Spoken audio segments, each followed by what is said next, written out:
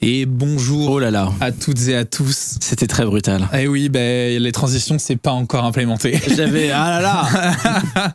Ça arrivera. Excusez-moi, c'est Tout Click Studio ou c'est ça? C'est miroir. Il y a plus de promesses. Ah, c'est public, je savais pas. Oui, parce que je sais pas. j'ai eu un doute. si, c'est tout à fait public pour la raison que cette semaine, on a publié une vidéo sur Underscore où on parle de ça parce qu'on essaie de recruter un dev Rust. Et du Bonne coup, chance à vous. Mickaël a recodé un site pour Miroir Bien sûr. en 8 heures. Voilà. Et un site que tu adorais parce que c'est vraiment, là on est une start-up. Il y a dans le chat Akanir, Rémi. Mais que je connais et que je salue, gros bisous à toi, avec un pull Forage. Non mais aujourd'hui, faut savoir que bon, on aura le temps d'en parler, mais on a partagé des bureaux. Moi, j'ai fait une partie de ma carrière en vrai de vrai avec Mickaël. C'est vrai. Et donc aujourd'hui, je suis venu en full mi-code. Je sais comme les fanzous de la cassée, tu vois. Ouais. Donc je suis venu en pull Forage. J'ai la tasse. Cette tasse me fait très plaisir. Tiens, attends, tu sais quoi, je te lock ton plan. Sachez-le, cette tasse me fait extrêmement plaisir. Ah, c'est beau ça. Voilà, ça c'est le logo Underscore. Merci à Acast pour ce formidable cadeau parce que franchement, j'en profite. C'est sublime. Tiens d'ailleurs, vas-y, tu sais quoi, j'en profite juste vite fait. Je te montre cette petite folie, cette petite pépite. Est-ce que tu connais cette petite start-up qui s'appelle Urio Miroir.co. Miroir.co. Qu'est-ce que c'est que Miroir.co? Attends, on peut faire une pub radio? Chérie, j'ai besoin de faire un live stream. Il faut relancer là. Mais bien sûr, mon chéri. Comment veux-tu t'y prendre? Attends, aujourd'hui avec Carrefour, les miroirs sont à moins 30%. Et là tu répètes, moins 30%? Moins 30%. Ouais. Je suis désolé, j'étais partagé trop de RP. Parce que du coup, je te montre rapidement. Turn any room into an AI-powered studio. Je te montre à quel point c'est... Voilà, smooth. Ça, c'est beau ça. Et là, du coup, donc là, c'est pour le flex. Voilà. Ouais. Et ce que je t'ai dit tout à l'heure n'est pas public. La première boîte que je t'ai dite n'est pas publique. Je sais plus de quoi tu me parlais. Tant mieux. Okay. Voilà. Et là, regarde, là, c'est le flex absolu qui me fait très plaisir. Regarde. C'est pas mal. C'est beau, hein. J'aime bien. J'aime beaucoup. Voilà, j'adore. C'est très, très beau. C'est très, très miam. Et voilà, bref. On s'en fout. Et donc, pour les gens qui sont en podcast, je viens juste de montrer le nouveau site de miroir.co. Allez-y, c'est sublime. Achetez un miroir. Parce qu'actuellement, nous tournons dans un miroir.co. Donc, c'est vrai. Voilà. Comme ça me permettait d'en parler finalement. Tac, on ferme tout ça, tout va bien. On éteint en fait. C'est ciao, générique. Non. La blague, t'imagines ce serait la fin du podcast. Mais en fait, comme j'ai pas de générique de fin, il y a aucun sens. Parce que je peux remettre Hermano Hernandez. Enfin, ouais. Gutiérrez. Hermano Hernandez. Hermanos Gutiérrez. C'est la première fois que j'entendais son nom. Mais oui, il y a aucun souci. Tout le monde connaît ton racisme. Et c'est d'une gratuité. Mais je sais. Tu sais. D'ailleurs, je l'ai pas dit avant. Mais évidemment, si j'aborde un sujet, normalement on s'est dit avant les sujets qu'il fallait pas aborder, mais si jamais j'aborde un sujet et en fait tu veux pas en parler, tu dis j'ai pas envie d'en parler. Est-ce que je peux avoir des petites lunettes et faire je pose des questions? J'ai pas de petites lunettes. Putain, mais toi t'as des lunettes, tu peux le faire. Tu peux me dire que tu non mais ça va pas. Pardon. J'aime beaucoup ce qui se passe. C'est quoi bribe?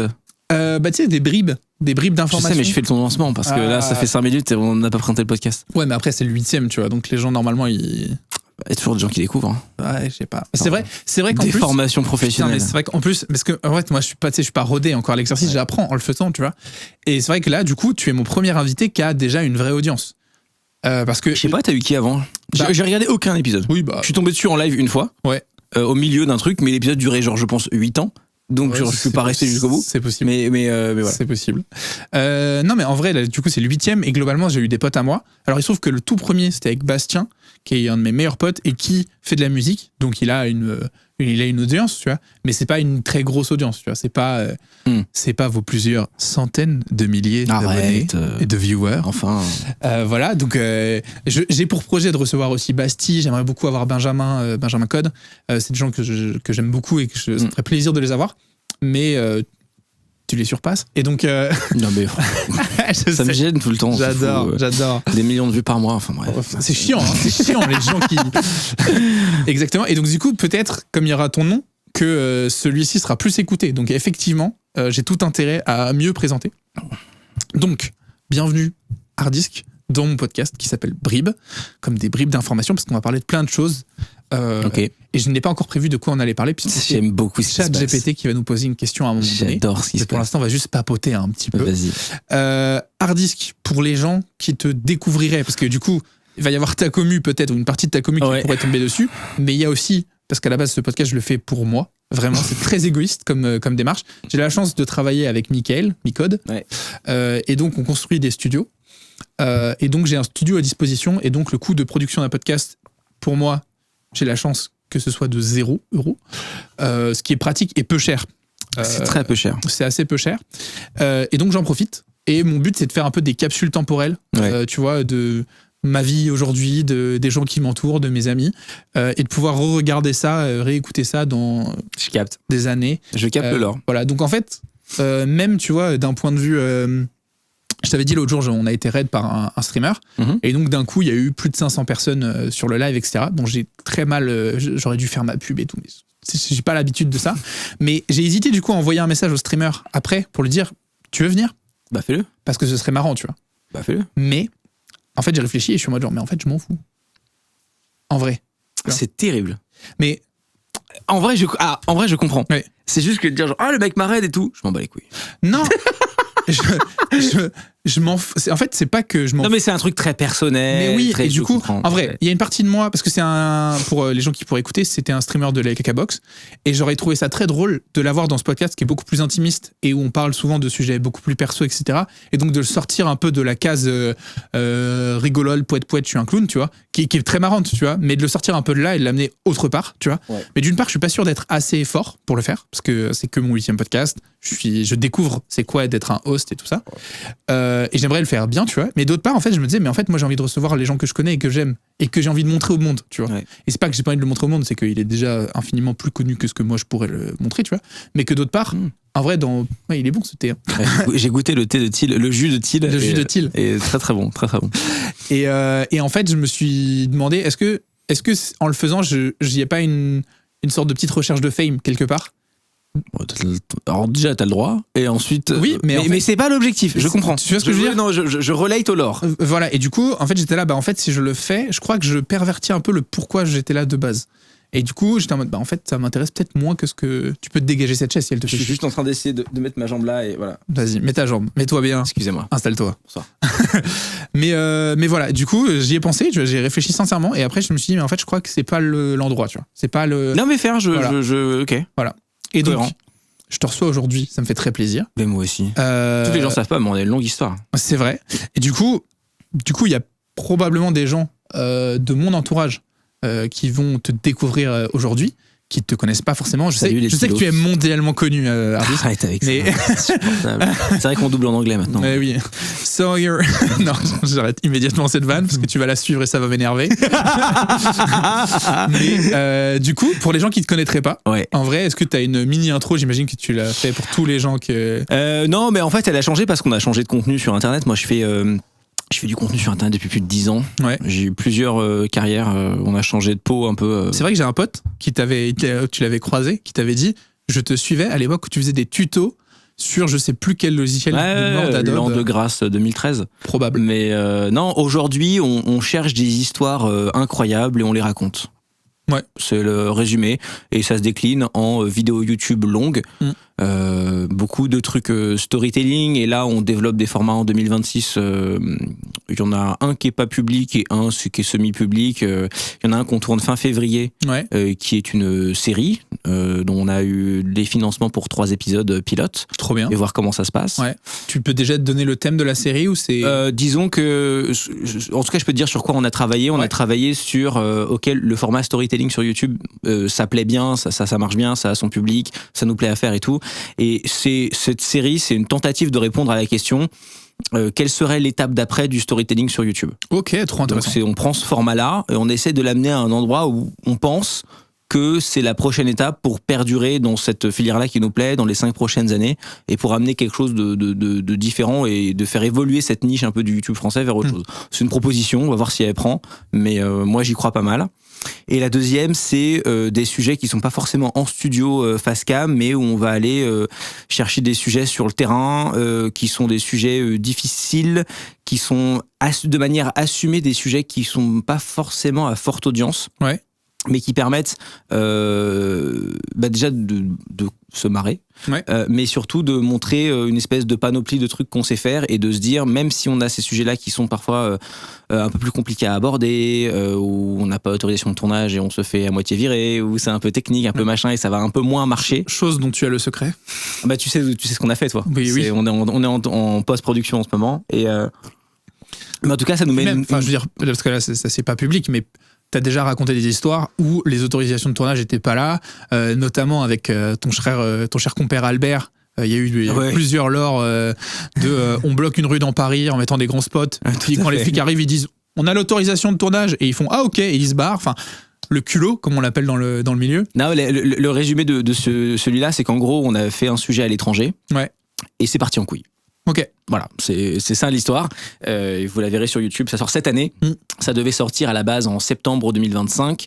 Et là, on vient à peine de finir la V2 du script, puisque je tourne face caméra, agrémenté d'images sur place. Ouais. C'est extrêmement long, il y a à peu près 1h20 de vidéo, donc c'est quasiment un docu complet quoi. Ouais. C'est un docu complet, pas besoin que ça dure 4 heures. Ouais, c'est ça, c'est un docu complet. Et en même temps, quand je dis post-production, c'est parce qu'on a déjà commencé à monter les séquences sur place. On attend le face cam. Voilà, bref. Ok. Mais c'est marrant, du coup, en vrai, trop bon sujet. La méta YouTube, parce que on peut le dire, t'es un homme de la méta. Vraiment, tu vois, parfois je réfléchis sur mes invités, comment les décrire, tu vois, et tout ça, ça m'intéresse comme exercice, tu vois.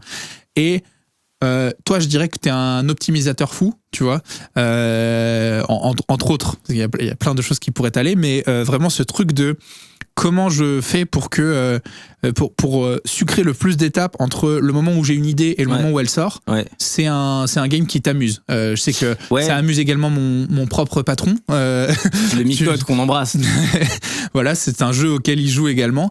Et ouais, d'ailleurs, il y a des petits propos de Micode en ce moment surtout. Petits trucs dans tes tuyaux d'outils.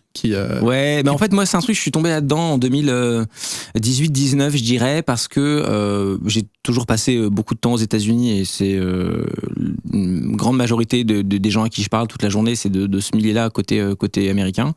Et il y a un métier qui a commencé à monter dans ces mêmes années qui était le métier de YouTube stratégiste. Ouais. Oui. Donc, c'est des gens qui sont. En fait, en France, on appelle ça des créatech.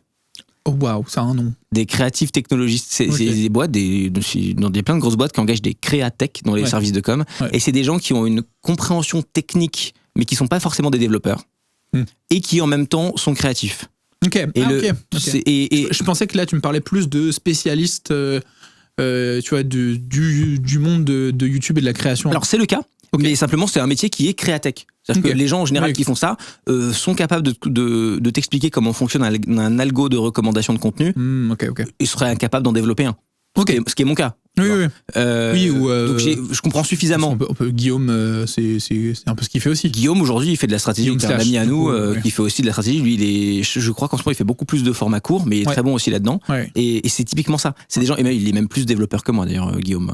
À la base, il est développeur. Ouais, donc il est même meilleur développeur que moi. Moi, je suis un bricolo. Mais donc, c'est des métiers qui, en fait, utilisent un peu les deux pour comprendre de manière mathématique et technologique comment fonctionne une plateforme, les recommandations, les machins, les trucs, et qui ensuite vont aussi s'intéresser qui vont être créatifs, qui vont s'intéresser à la psychologie, qui vont s'intéresser à plein de trucs pour en fait avoir des idées et trouver des façons d'écrire, de monter et de réaliser des vidéos YouTube pour que ça ait le plus fort impact possible. Et ça implique plein de trucs drôles, ça implique parfois être un très bon auteur et en même temps trouver des exploits sur les plateformes de réseaux sociaux et en même temps nous on en avait trouvé un sur Instagram en fin d'année dernière. C'était très drôle. Il a saoulé des gens. Ils l'ont patché en 1 semaine. Ils m'ont détesté. Bah oui, tu m'étonnes. Pour la faire très simplement, je pense que je peux la raconter maintenant. Parce qu'en fait, mec, attends, j'ai essayé de la jouer faire. J'ai envoyé un bug bounty à Meta. Et ils ne m'ont jamais répondu. Oui, alors ça c'est le concept. En fait, on ouvre un programme de bug bounty et ensuite on répond jamais aux gens, on prend juste le bug. Ah. Ça, on rémunère jamais les gens. C'est, Ok. c'est sublime. Habile. On a des gens que tu dois connaître aussi qui ont pu, pour des énormes boîtes, faire des CTF ou des bug bounty, etc. Ouais. Les plier en deux parce qu'ils sont trop forts et ne jamais être payés. Ou alors, C'est chiant. la boîte dit ah mais non, vous n'avez pas passé. Je pense notamment à cas, je donnerai aucun détail qui puisse les retrouver parce que je pense que ça se règle actuellement au contentieux. Donc voilà. Chiant. Ouais. Mais globalement, la boîte a dit.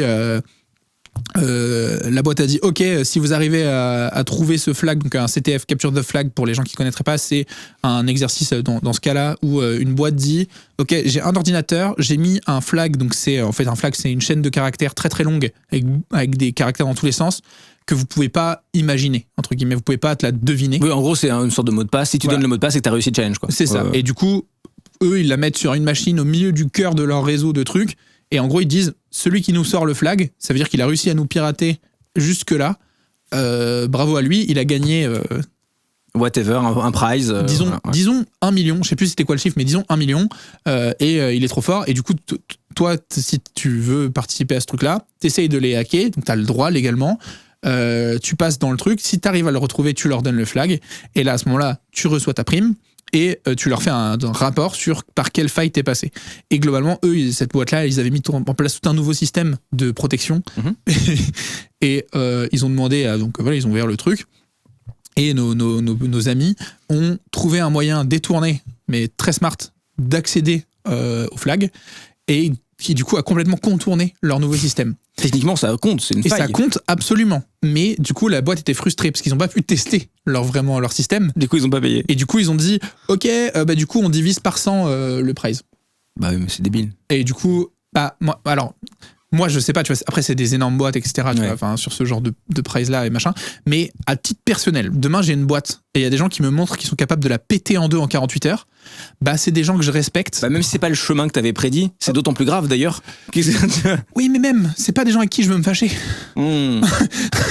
Oui, tu le disais comme ça, ouais. Ouais. Bah, après, les gens qui participent à ces programmes-là, légaux, en général, c'est pas des gens qui vont aller faire du crime, quoi. Non, souvent, c'est des whites, mais C'est- après, tu sais, enfin, bon, Oui. de blanc à gris. Oui, de blanc à gris, mec. De blanc à gris, ça va vite, tu vois. Et moi, c'est des gens que j'énerverais pas. Mais Je comprends, non, mais je relate. Ouais. Voilà, mais bref, je sais plus comment je suis rentré dans ce. Mais je parlais de l'exploit qu'on avait trouvé Ah oui, sur sur Meta. Instagram. Et en fait, c'était tout con. C'était moi, j'étais un très grand joueur de World of Warcraft quand j'étais jeune. Et il y a un mot que j'aime beaucoup et ça représente beaucoup les trucs que j'aime bien chercher parce que encore une fois, je suis pas développeur, tu vois. J'aurais jamais cette prétention. Ouais. Mais par contre, il y avait un mot où en fait, tu pouvais te faire bannir dans World of Warcraft Ouais. pour une raison qui s'appelait Clever Use of Game Mechanics. Ok. Donc c'est utilisation astucieuse des mécaniques de jeu. Ouais. Typiquement, tu vas voir un PNJ, il te demande de lui donner 10 bananes. Ouais. À la place, tu lui écris 10 bananes Ouais. et il te donne tous les golds du jeu. Tu vois ce genre de Ouais, truc, ouais, c'est Ouais. des moyens détournés parce que c'est pas prévu dans le script ou ça bug. C'est du hacking, hein. Enfin, je veux dire, c'est une forme de hacking. Ouais, c'est bas niveau, tu vois, mais, Oui, mais tu vois, c'est du bricolage, quoi. On considère le social engineering comme du hacking. Ouais. Donc à partir de là. Et en fait, ce qui s'est passé, c'est que Instagram avait mis en ligne une fonction qui s'appelait les réels d'essai. En fait, les réels d'essai, c'était assez simple. L'idée, elle est pas idiote d'ailleurs. C'était de dire, avant de publier un réel, donc une vidéo courte Instagram, à tout ton public, tu la publies en réel d'essai. Elle va être publiée à une audience qui est similaire à la tienne. Ouais. Démographiquement et au niveau des centres d'intérêt, mais qui n'est pas la tienne, pour voir comment ils réagissent. Et si après ça marche pas du tout, t'as le temps de refaire un peu de montage avant de la publier. Ouais. Super idée. Problème. Problème, c'est que Instagram, dans les réels d'essai, dans leur back-end, ne vérifiait pas si la vidéo était unique ou pas. Ouais. Donc, si tu publiais un réel, tu le republiais exactement le même réel, il le montrait à 2 fois 2 audiences tests différentes, sans tester si tu avais republié le contenu. D'une part, et d'autre part, ça veut, comme du coup la fonctionnalité c'est de le montrer à des gens qui ne sont pas tes abonnés, tu ne peux pas flood tes abonnés. Exactement. Du coup, moi je dis pas que moi j'ai rien fait, mais je te donne un scénario. Au hasard. Un scénario. Quelqu'un qui aurait une VM Android, par exemple, avec un autoclicker. Oui. J'ai rien développé, enfin, d'ailleurs j'ai rien fait du tout, mais avec juste un truc qui fait des clics de souris de con, quoi. Par exemple. Voilà. Et qui uploaderait un réel, je peux te donner un exemple comme ça, mais qui sort de mon chapeau, un réel sur Squid Game, qui est un de mes réels les plus vus sur Instagram. Bien sûr, celui-là même. Et qui l'uploaderait sur une période de 48 heures, plusieurs milliers de fois, en réel d'essai. Par exemple. Boucle, Oui, sur en 48 heures. Donc le même réel. Le même. Voilà. Et qui serait montré à des audiences différentes. À chaque fois, ça fait 10 000 vues, 30 000 vues, 5 000 vues, 80 000 vues, machin. et bah en fait ton compte était ultra mis en avant parce qu'il y a plein de gens qui voyaient ton réel d'essai de con et c'était des gens différents à chaque fois. Alors c'était un re-upload et moi c'était très drôle parce que ce réel là quelqu'un a dû le faire sur mon compte, moi j'ai rien fait mais quelqu'un a dû le faire sur mon compte parce que j'ai que des commentaires. Je crois qu'il y a non ironiquement un pourcentage assez élevé des utilisateurs d'Instagram en France qui ont dû voir ce réel. Parce que j'avais des commentaires, des gens qui étaient je n'en peux plus de ce type, arrêtez de le mettre dans mon feed et tout. Bah oui, parce que du coup. En fait, il était spam de partout. Et bon, ça a été patché très très rapidement, mais je trouvais ça très très rigolo. Et il y a plein de petits trucs comme ça sur les plateformes qu'on s'amuse à trouver. Et pour clôturer cette parenthèse-là, en fait, on est une petite communauté. C'est beaucoup d'Américains. Je connais que 2 Européens qui ont vraiment un très très haut niveau en YouTube stratégie et un Français d'ailleurs. Et en gros, on est sur un Discord, on se connaît un petit peu tous et il y a un côté communautaire très sympa parce que tous les YouTube stratégistes qui bossent sur les plus grosses chaînes YouTube du monde, des gens de chez Biz, de chez Linus Tech Tips, de plein de gens comme ça, en fait, on se parle tous, on se connaît tous. Donc c'est une façon aussi d'apprendre énormément. C'est de l'apprentissage continu. Qui était vachement chouette quand je suis tombé dans ces communautés-là et j'ai adoré. Et en gros, je suis désolé, je fais un tunnel nucléaire, mais tu sais que j'ai failli appeler le podcast tunnel. Mais je trouvais que Brib c'était plus joli et alors, c'était pas à penser comme ça, mais en fait, en termes de référencement, il y a rien qui s'appelle Brib globalement, donc beaucoup plus faire que tunnel. Ouais, je comprends. Mais ça aurait pu s'appeler tunnel pour cette raison précise, donc n'hésite pas. Et d'ailleurs, c'est vrai que Matt dans le chat, à la maison, nous rappelle que du coup, ce que ta logique. Enfin, la logique de la personne qui aurait uploadé ce réel 1 milliard de fois en 48 heures était tu veux plus voir la vidéo, abonne-toi. Oui, tu seras plus dans le bucket d'essai. Tout à fait. Non, mais tout est génial. T'aurais pu faire juste une vidéo où t'es face cam et tu fais t'en as marre de cette vidéo, abonne-toi. Ouais, mais comme j'ai pas fait. Non, mais ça aurait été marrant. Ouais, ça aurait été marrant. C'est une idée qui aurait été marrant. Si je l'avais fait, ça aurait été marrant. Mais non, en fait, moi j'ai vraiment une vision de YouTube qui est. Tu sais, il y a un côté, t'as plein de gens qui sont très méta, très machin, où des gens se disent, genre, un MrBeast par exemple, mais est-ce qu'il aime encore vraiment faire des vidéos ? Et je trouve qu'aujourd'hui, on a ascendé à un état un peu supérieur de ça qui est que j'aime faire les vidéos, je suis intéressé par les sujets que je couvre, sincèrement, mais au-dessus de ça encore. Moi j'ai l'impression de, tu sais, je joue beaucoup moins aux jeux vidéo maintenant parce que je travaille énormément, mais par contre pour moi je prends YouTube comme un jeu e-sport, tu vois, c'est League of Legends, c'est du ranked quoi. Pour moi il y a ça, mais même il y a une version, il y a un toi singe qui ouvre YouTube 4 fois, appuie sur Y 1200 fois pour voir qu'est-ce qui se passe. Ouais. Et puis c'est fun, et parfois tu vois des trucs où même l'algo est chez pair, et c'est hyper drôle. Et en fait, je le compare beaucoup à l'e-sport parce que je trouve que c'est une super façon de faire comprendre cette passion-là, que d'autres gens ont peut-être pas. C'est que tu vois, tout comme un joueur e-sport qui va regarder ses replays de parties, voir les machins, tu vas regarder, sur cette vidéo, qu'est-ce que j'ai fait de mal, je voulais tester un truc, est-ce que ça a bien réagi ou pas, ok. Parfois, comme les joueurs e-sport de très très haut niveau, tu vas faire des choix de jeu qui sont, du point de vue de tout le monde, pas les bons, mais en fait, parce que tu essaies de voir une réaction de l'ennemi. Tu vois ce que je veux dire, par exemple, tu vois, si tu joues à LoL, tu vas prendre je connais parfaitement. Tu vas prendre un équipement qui, pour ton personnage et pour ta lane, est pas le bon du tout. Mais tu essaies de voir si en face, tu vois, genre c'est fun quoi. Ouais, je peux te donner un exemple, par exemple, où moi je t'ai envoyé un message pour te dire est-ce que tu peux arrêter de faire cet enfer. Voilà, je t'ai pas insulté, mais c'était quoi, j'aurais pu. C'est que pour moi, t'étais un des premiers, en tout cas dans les créateurs que je peux suivre sur YouTube, qui cut ses vidéos. Ah oui, on en a fait plein de blagues de ça. Mais au mot, quoi. C'est vraiment. Parfois, ça coupe même le mot que t'es en train de dire. Et moi, au début, ça m'a rendu zinzin. Et la raison pour laquelle tu faisais ça, c'est que, du coup, tu n'as aucune perte. Aucune perte d'AVD. Voilà. Et AVD. Average View Duration, c'est le temps moyen qu'un user passe sur une vidéo. C'est qu'en gros, ta courbe de rétention. Pour la faire très très simple, c'est que sur YouTube, tu as 2 critères qui sont méga importants. C'est quand tu as le taux de clic, donc en gros ta vidéo, ta miniature et ton titre sont montrés à plein de gens, et sur les gens à qui c'est montré, à combien de gens cliquent dessus. Ça c'est le CTR. Voilà, le CTR. Et ensuite, tu as le temps de visionnage. Le temps de visionnage, où du coup, ta courbe de rétention, quoi, en gros, sur le nombre de gens qui étaient là au début, combien sont encore là à la fin. Et en gros, c'est comme ça, globalement, que YouTube évalue si ta vidéo elle est sublime. En résumé, en vrai, c'est quand même 2 critères qui sont très importants. Ouais. Il y en a un 3e, qui est plus important que les 2 autres, et qui n'est pas un chiffre public. Et ça m'énerve. Oui.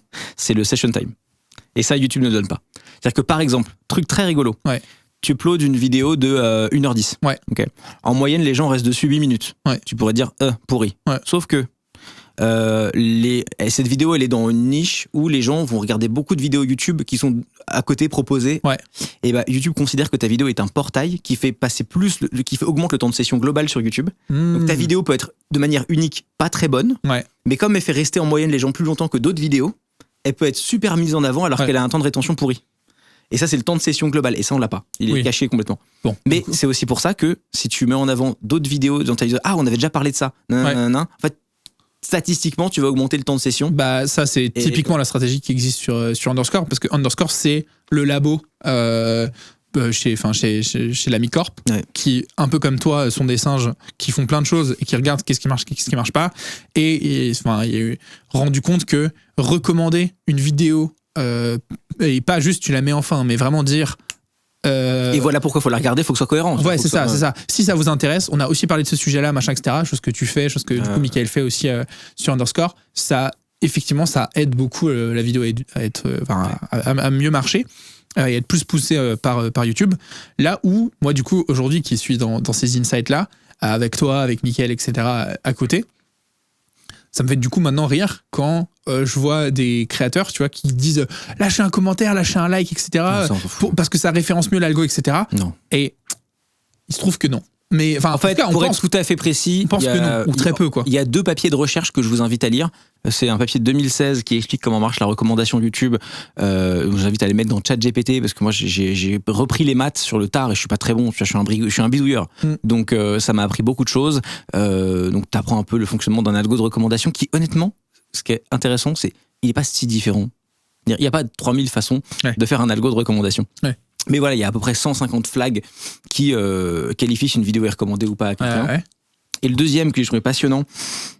Mais du coup, c'est un modèle entraîné ? Ouais, c'est ça. Ok. Et du coup, juste pour expliquer, parce que en vrai, j'ai des potes des gens qui pourraient écouter même, qui n'ont aucune idée, parce que des flags, c'est pas forcément parlant.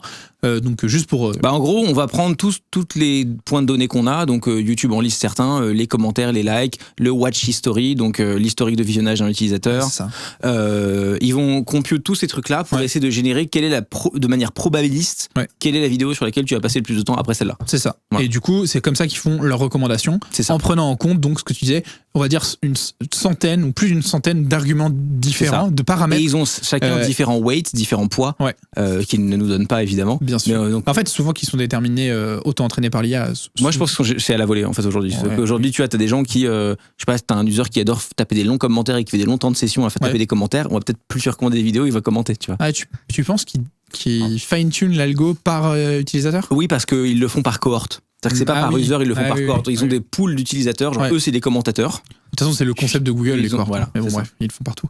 Mais oui, bref, pardon. Donc t'as ça et t'as le deuxième que moi j'ai adoré qui date d'il y a 2 mois à peine. C'est une obscure conférence de nerd avec un ingé de chez Google où sur les slides c'est écrit Do not release, tu vois, donc j'adore. C'est vraiment les trucs incroyables. Et en gros, ils vont intégrer, maintenant c'est Gemini, donc l'IA de Google qui va faire les recommandations. C'est pas public sur le site, ils font des A/B tests parce qu'il y a 2 milliards d'utilisateurs. Et faire tourner Gemini sur 2 milliards d'users de manière individualisée, autant te dire que les coûts sont pas bons. Mais en gros, ils ont en revanche fait un truc technique que je trouve absolument brillant et hyper intéressant. C'est qu'en fait, ils ont créé une nouvelle langue. Ils le disent comme ça. Donc, pour aller rapidement sur comment marche un outil comme Gemini ou ChatGPT et tout, et pourquoi ça sert à faire de la recommandation de vidéos, c'est des outils, on dit souvent pour vulgariser, c'est des autocompletes. Donc, quand tu tapes du texte sur ton téléphone, ton clavier, il t'autocomplète le prochain mot.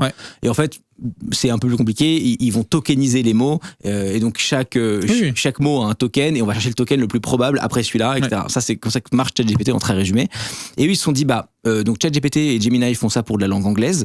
Et si les vidéos YouTube étaient des langues, donc ils vont faire une suite de caractères. Par exemple, la vidéo 1, 16, 42, 92, c'est 1, c'est une vidéo de sport. 16, c'est une vidéo de compétition olympique.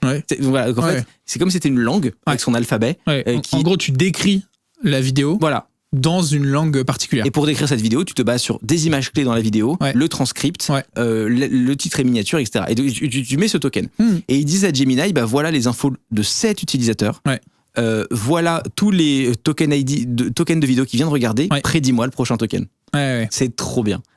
Et en fait, tu as des recommandations qui sont hyper intéressantes parce que ça change, même quand tu parles de tous les réseaux sociaux confondus, ça change comment faire de la recommandation parce que l'impact de ça, c'est que des vidéos extrêmement nichées vont avoir une audience beaucoup plus large. Parce que c'est beaucoup plus simple de prédire ce genre de contenu que dans une recommandation globale qui fait des pools d'audience. Ouais. Il y a 2 limitations à ça, c'est le coût. Et il parlait aussi d'un truc qui était vachement intéressant auquel j'avais pas pensé, c'est que c'est très nul pour de l'actualité. Parce qu'il faut réentraîner tout le temps. Et lui, il donnait l'exemple, dans sa présentation, il disait, c'est inacceptable pour YouTube que si Taylor Swift sort un nouveau clip, il ne soit pas recommandé dans la seconde aux gens qui veulent le regarder. Ouais. Et donc, pour l'instant, c'est pas public. Ils ont fait des tests et avec des résultats qui sont assez intéressants. Je vous laisserai regarder si vous voulez. La conf, elle est facile à trouver. Elle s'appelle Semantic ID for YouTube. Et je l'ai regardé il y a 2 mois, j'ai trouvé ça hyper passionnant sur l'avenir de ces trucs-là. Ouais, c'est ça que j'aime bien chez toi, c'est ce côté méga nerd. Bah oui, mais en vrai, moi j'aime bien. D'ailleurs, il y a quelques années, je t'avais offert un cadeau de nerd que tu as mis dans ton décor. Qui est encore là. Qui est encore là, qui était un tiroir à pipi. Le fameux tiroir à pisse. Un mini tiroir à pipi. Imprimant 3D avec de la résine. Non, pas du tout. Ah non, il est en bois. Mais ouais, oui, je suis con. J'ai tout fait à la main. Il est complètement en bois. Ouais, il est dans mon étagère. Ouais, non, j'ai tout fait à la main. J'ai découpé des petites plaquettes de bois et tout. J'ai fait des tiroirs. Il y en a un qui est rempli du coup de ton urine, on peut le dire. De mon urine, exactement. Je l'ai bu. Je capte. Ça me faisait plaisir. Je capte. Gênant. Et non, c'est de la résine d'époxy. Tout à fait. Coloré du coup. Bref. J'ai adoré. Mais oui, mais en vrai, moi j'aime beaucoup ce côté nerd chez toi qui transparaît pas forcément quand on regarde tes vidéos sur YouTube aujourd'hui. Parce que, en fait, j'ai toujours été dans cette espèce d'entre-deux bizarre. C'est un peu comme si j'avais jamais quitté l'époque un peu script kiddie, tu vois ce que je veux dire. J'en ai jamais fait mon métier. Je n'ai pas un talent exceptionnel. Mais je comprends suffisamment ce qui se passe pour aller toucher des fils et voir ce qui se passe. Ouais, mais du coup, tu vois, là tu dis ça comme ça, mais en réalité, sur des sujets qui t'intéressent énormément, genre la crypto, t'es quand même. Enfin, techniquement, tu sais comment ça marche, tu vois. Et c'est pas. Enfin, évidemment, si je te demandais de refaire une crypto, bon, c'est perdu, mais. Même la cryptographie, j'aime beaucoup. Hein. Oui, c'est passionnant. En vrai, c'est génial. Ouais, d'ailleurs, je t'avais envoyé la vidéo de V2F qui parlait qui est super bien. En mode genre, comment on recrée le Bitcoin, et en vrai. En vrai, c'est technologiquement hyper intéressant. C'était trop bien. Franchement, j'ai trouvé ça trop cool. Juste, du coup, il y a une question qui était là tout à l'heure et à laquelle on n'a pas répondu. Est-ce que un mot-clé dans un commentaire, tu penses que ça aide à référencer ? Peut-être à une époque, mais aujourd'hui, tout ce qui est... en fait, mais je crois que c'est pareil pour l'algo de Google, c'est que tout ce qui est généré par l'utilisateur, je pense pas que ce soit utilisé. Et en tout cas, on n'a pas de preuve particulière. Oui. Parce qu'en fait, comme c'est généré par un user, ça peut être... C'est comme dans un jeu vidéo. Quand tu développes un jeu vidéo multijoueur, par défaut, il ne faut pas faire confiance au client. Oui, non, jamais. Parce que sinon, tu as des tricheurs. Si j'envoie au serveur de jeux vidéo, j'ai 1 million de points de vie, et qu'il me fait super. Donc en fait, tout ce qui est user generated, donc tu as les tags de la vidéo, les commentaires, les machins, les trucs, ça doit faire partie du truc avec des weights très bas. Ouais. Mais parce que tu peux pas truster ce qu'il y a dans Oui. Du coup, en vrai, c'est pas tant. Mais même du coup, deuxième truc, c'est est-ce que tu penses que le partage, ça marche ? S'il y a plein de gens qui sont moteurs, il faut partager la vidéo, Il y a un truc, alors c'est ultra précis, il y a un truc qui marchait à un moment, c'est que YouTube a toujours, mais ça a moins d'impact, des sites web de news qui sont des sources trustées. Okay. Donc en gros, par pays, en France, tu vas retrouver, je sais pas, BFM TV, Libération, Le Figaro, tous les trucs de presse, organes de presse. L'AFP quoi. Ouais, l'AFP littéralement. Tous les organes de presse sont trustés par YouTube, et si ta vidéo est embed, donc elle est dans un article de ces sites de news, tu avais un boost dans les tendances. Oui, mais personne va dans les tendances. Mais elles ont été supprimées maintenant, il n'y a plus de tendances. Voilà. Mais c'était intéressant parce qu'en fait, et de la part de YouTube, c'est hyper logique. C'est-à-dire que si un article de presse met en avant ta vidéo, ça veut dire que c'est un truc qui se passe maintenant. Et en plus, ça vient d'un truc trusté. Ouais. Donc c'est logique. Ah ouais, ça marche. Ok, j'entends. Voilà. Oui, mais a priori, dans les... Et donc si t'avais un copain chez BFM à la bonne époque, tu pouvais demander un embed dans les... Oh, mais t'y es passé, toi, chez BFM, en plus, plusieurs fois, BFM Business. Je crois que j'ai fait 2 passages dans ma vie chez BFM. Ouais. Moi j'adore parce que du coup ils sont tous là en costard cravate. C'est super drôle. Toi t'arrives singe. Ouga bouga tapé sur ordinateur. Crypto singe. Moi j'adore ces passages. Ok, trop cool. Malheureusement du coup avec tous nos problèmes techniques on a réduit un peu le temps. Mais il n'y a aucun problème technique au montage, les gens ont vraiment. C'est vrai. La magie du montage. Mais je vais faire quasi 0 montage donc vraiment ça va. Voilà, je vais juste faire en sorte que ce soit pas cut abrupt mais c'est tout quoi. Et même s'il faut, je retournerai juste la voix pour dire alors, juste là. Et là, vous voyez. Mais bon, du coup, ce que je te propose, c'est qu'on passe à la question de ChatGPT, qui est une question que je ne connais pas à l'avance. Je vais la mettre ici. C'est, écoute-moi bien, terrifiant. Mais voilà, je vais faire comme ça. Donc la question, c'est toujours la même. Je fais un podcast avec un ami. Pose-nous une question qui ouvre la discussion, le débat. Ok. Donc je ne maîtrise évidemment rien. Voilà. Et c'est ça le jeu. Bah, ça va, ce sera pas horrible, c'est ChatGPT, il est quand même très modéré. Ça. Oui, ça va. Voilà, si la question pue sa mère, on a le droit de la skip, on a le droit de lui dire que ça pue sa mère. Oh la vache. La décentralisation promet l'indépendance, mais à mesure que les créateurs deviennent des marques, est-ce qu'on ne recrée pas une nouvelle forme de pouvoir centralisé, simplement déplacé ailleurs ? C'est extrêmement pertinent. Tu sais à quoi ça me fait penser cette question ? Non ? Il y a un sketch d'un humoriste qui est très vieux dont je me souviens plus le nom, mais il faudra le retrouver parce que c'est très drôle. Ouais. Il fait les discours des politiciens avec des petites cartes. C'est Anthony Cavana. Ah, peut-être. Ouais. Et en fait, il mélange les cartes et il fait genre, vous êtes sur un plateau et tout, genre, pour mettre en avant la collectivité, il faut d'abord penser aux acteurs de la ville, parce que c'est seulement les acteurs de la ville qui peuvent ensemble et grâce à des méthodes de projet, machin. Et après, il reprend les cartes, il fait, mais vous pouvez aussi changer, tac, tac, tac, tac. Ah, ok, non, c'est grâce aux méthodes de projet que les acteurs de la ville peuvent changer. Et c'est vraiment ce genre de question. Ok, non mais j'entends. J'ai oublié qui a fait ça, mais ça me. Non, mais c'est pas Anthony Cavana. Mais il a fait les dictateurs africains et ce genre de trucs là. C'est pour ça que j'y ai pensé. Mais c'était en fait, un peu la même logique. mais bon, c'était pas exactement ça. Mais en vrai, du coup, si j'essaie de faire la question en moins pompeux parce que c'est ChatGPT. En gros, ça parle de la décentralisation. Il y a un gros attrait aujourd'hui de la décentralisation. Mais si la décentralisation, elle est centralisée par tout ce qui est créateur de contenu, influenceurs, micro-influenceurs, etc. Dans la créateur économie, en gros. C'est la question, j'imagine, du coup. Est-ce que c'est tant décentralisé que ça ? Moi, il y a deux trucs qui me font pas peur là-dessus. C'est que le premier, c'est que c'est toujours facile de popper, et voire même, ce qui est paradoxal, et les gens ne pensent pas souvent, c'est beaucoup plus facile de péter aujourd'hui qu'avant. Genre, c'est plus facile de partir de zéro aujourd'hui et de se faire découvrir. Ok. Beaucoup plus simple que nous quand on a commencé, quand Micode a commencé, voilà. Dépend de la plateforme, j'imagine. Mais... Ça dépend de la plateforme, mais grosso modo... Twitch, cauchemar. Twitch, cauchemar, oui. Twitch, contre-exemple énorme. Mais tu vois, en format court, c'est hyper simple. Ouais. Même sur YouTube, tu peux popper avec une vidéo longue. Si elle correspond exactement à ce qu'une audience veut voir et tout, elle peut faire 1 million de vues, premier upload. Ouais. Micode, c'est ce qu'il a fait. Hein. Ouais. Mais il y a plein de gens qui ont cru qu'il avait hacké l'algo YouTube. Même sans aller jusqu'à des extrêmes, tu peux facilement faire 10, 20, 30, mais très vite en fait. Ouais. Nous, à notre époque, c'était plus difficile, quoi. Et le deuxième truc, c'est... moi, je vois, c'est trop bête, tu vois, mais du coup, tous les podcasts, je les publie sur YouTube.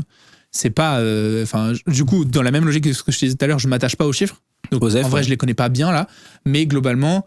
j'ai certains des podcasts qui font plus de 1h30, tu vois, et qui ont fait je sais pas, entre 50 et 80, tu vois. Alors que t'avais aucune attente, rien. Et alors que c'est un peu du père, tu vois, c'est au milieu de rien, tu vois. Ouais. Et en vrai, j'étais en mode, en vrai, c'est beaucoup. Et tu vois, c'est là où, quand je te parlais de Semantic ID, c'est là où ces podcasts pourraient remonter, parce qu'il va choper de quoi ça parle.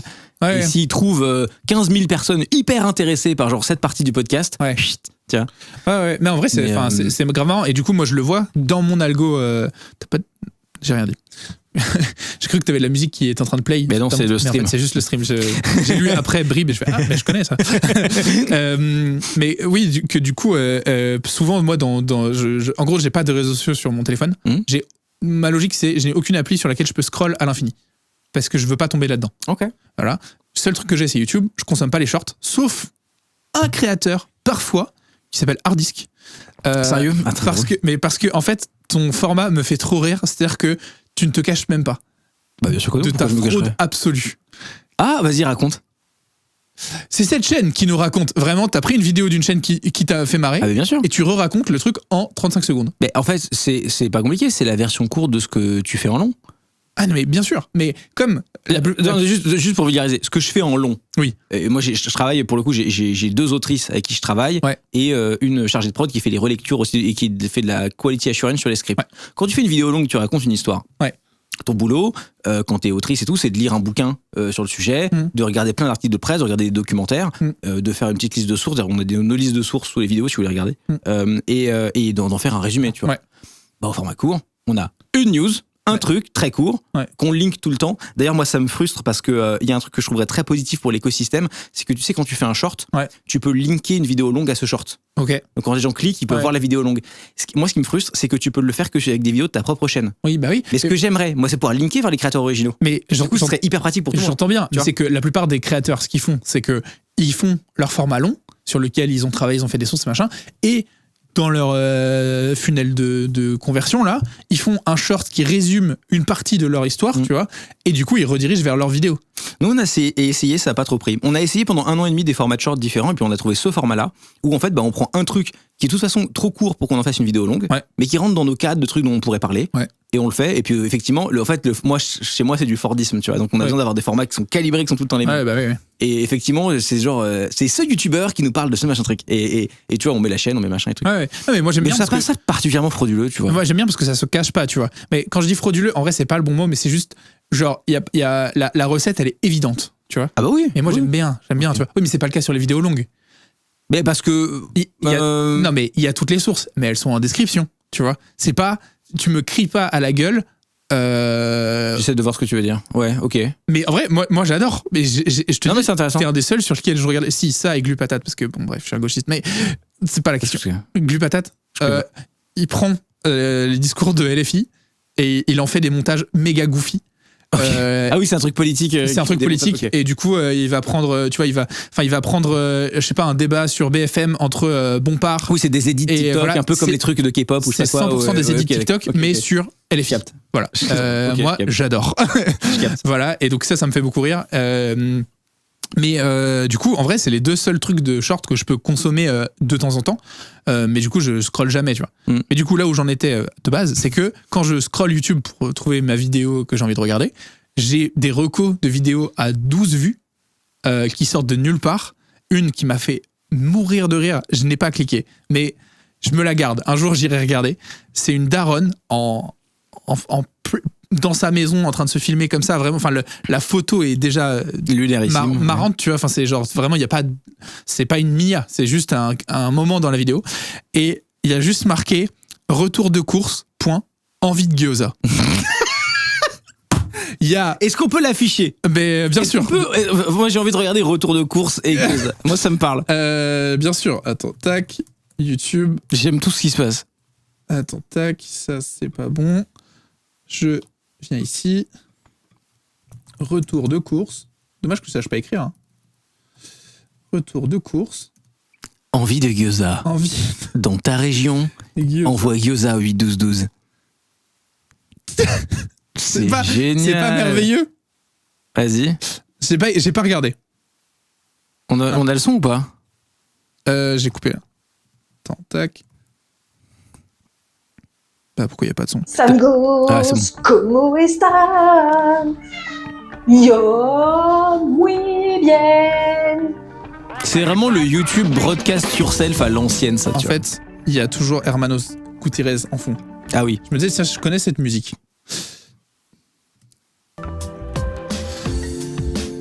J'aime beaucoup le logo du logiciel de montage en haut à droite. Il y a tout là. Il y a tout. Oui, mais Recettes. tu vois, en fait, moi, je trouve ça- Rust. C'est pas des recettes, c'est des Rust. Ah oui. Mais moi, honnêtement, je suis complètement prom dog avec aucune moquerie, tu vois. Ah non, mais. Je suis vraiment en mode, tu vois, ça, il y a. Oui, c'est madame. attachant. Ah, mais de fou. Bon. Tu vois ce que je veux dire? Putain, elle a son petit Comme micro-cravate et tout. d'habitude, hein, tu regardes pas derrière moi la vaisselle qu'il y a à faire. De toute façon, je m'en fiche, je suis quasiment au clair. C'est 1, 2, Avec le 3 chat et grosses tout. choses. Le robot et une grosse casserole. Et puis de toute façon, c'est ma vie. Voilà.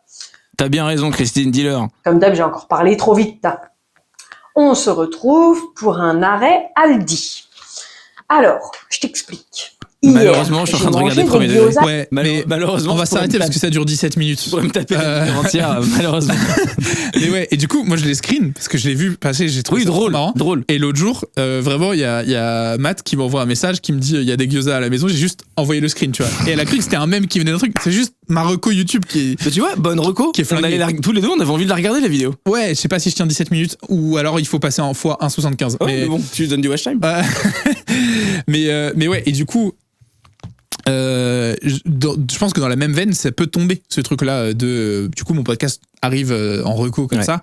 Et en plus, j'ai de la chance la production est débilement élevée par rapport à juste, on se pose et on discute. Tu vois. Vrai. Et du coup, ça a fait que... Le podcast est sponsorisé par Micode. Merci beaucoup, Ali. Je suis pas sûr qu'il cautionne chacun de mes propos, mais c'est ok.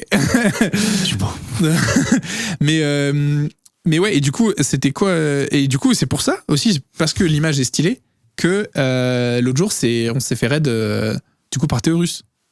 Parce qu'il a vu le studio, il a dû faire il voulait raid quelqu'un, il scrolle sur Twitch, tu vois, il cherchait un petit streamer, et il voit la qualité du studio et tout, et au début, il disait, non mais c'est une rediff, c'est pas... Voilà, tu vois.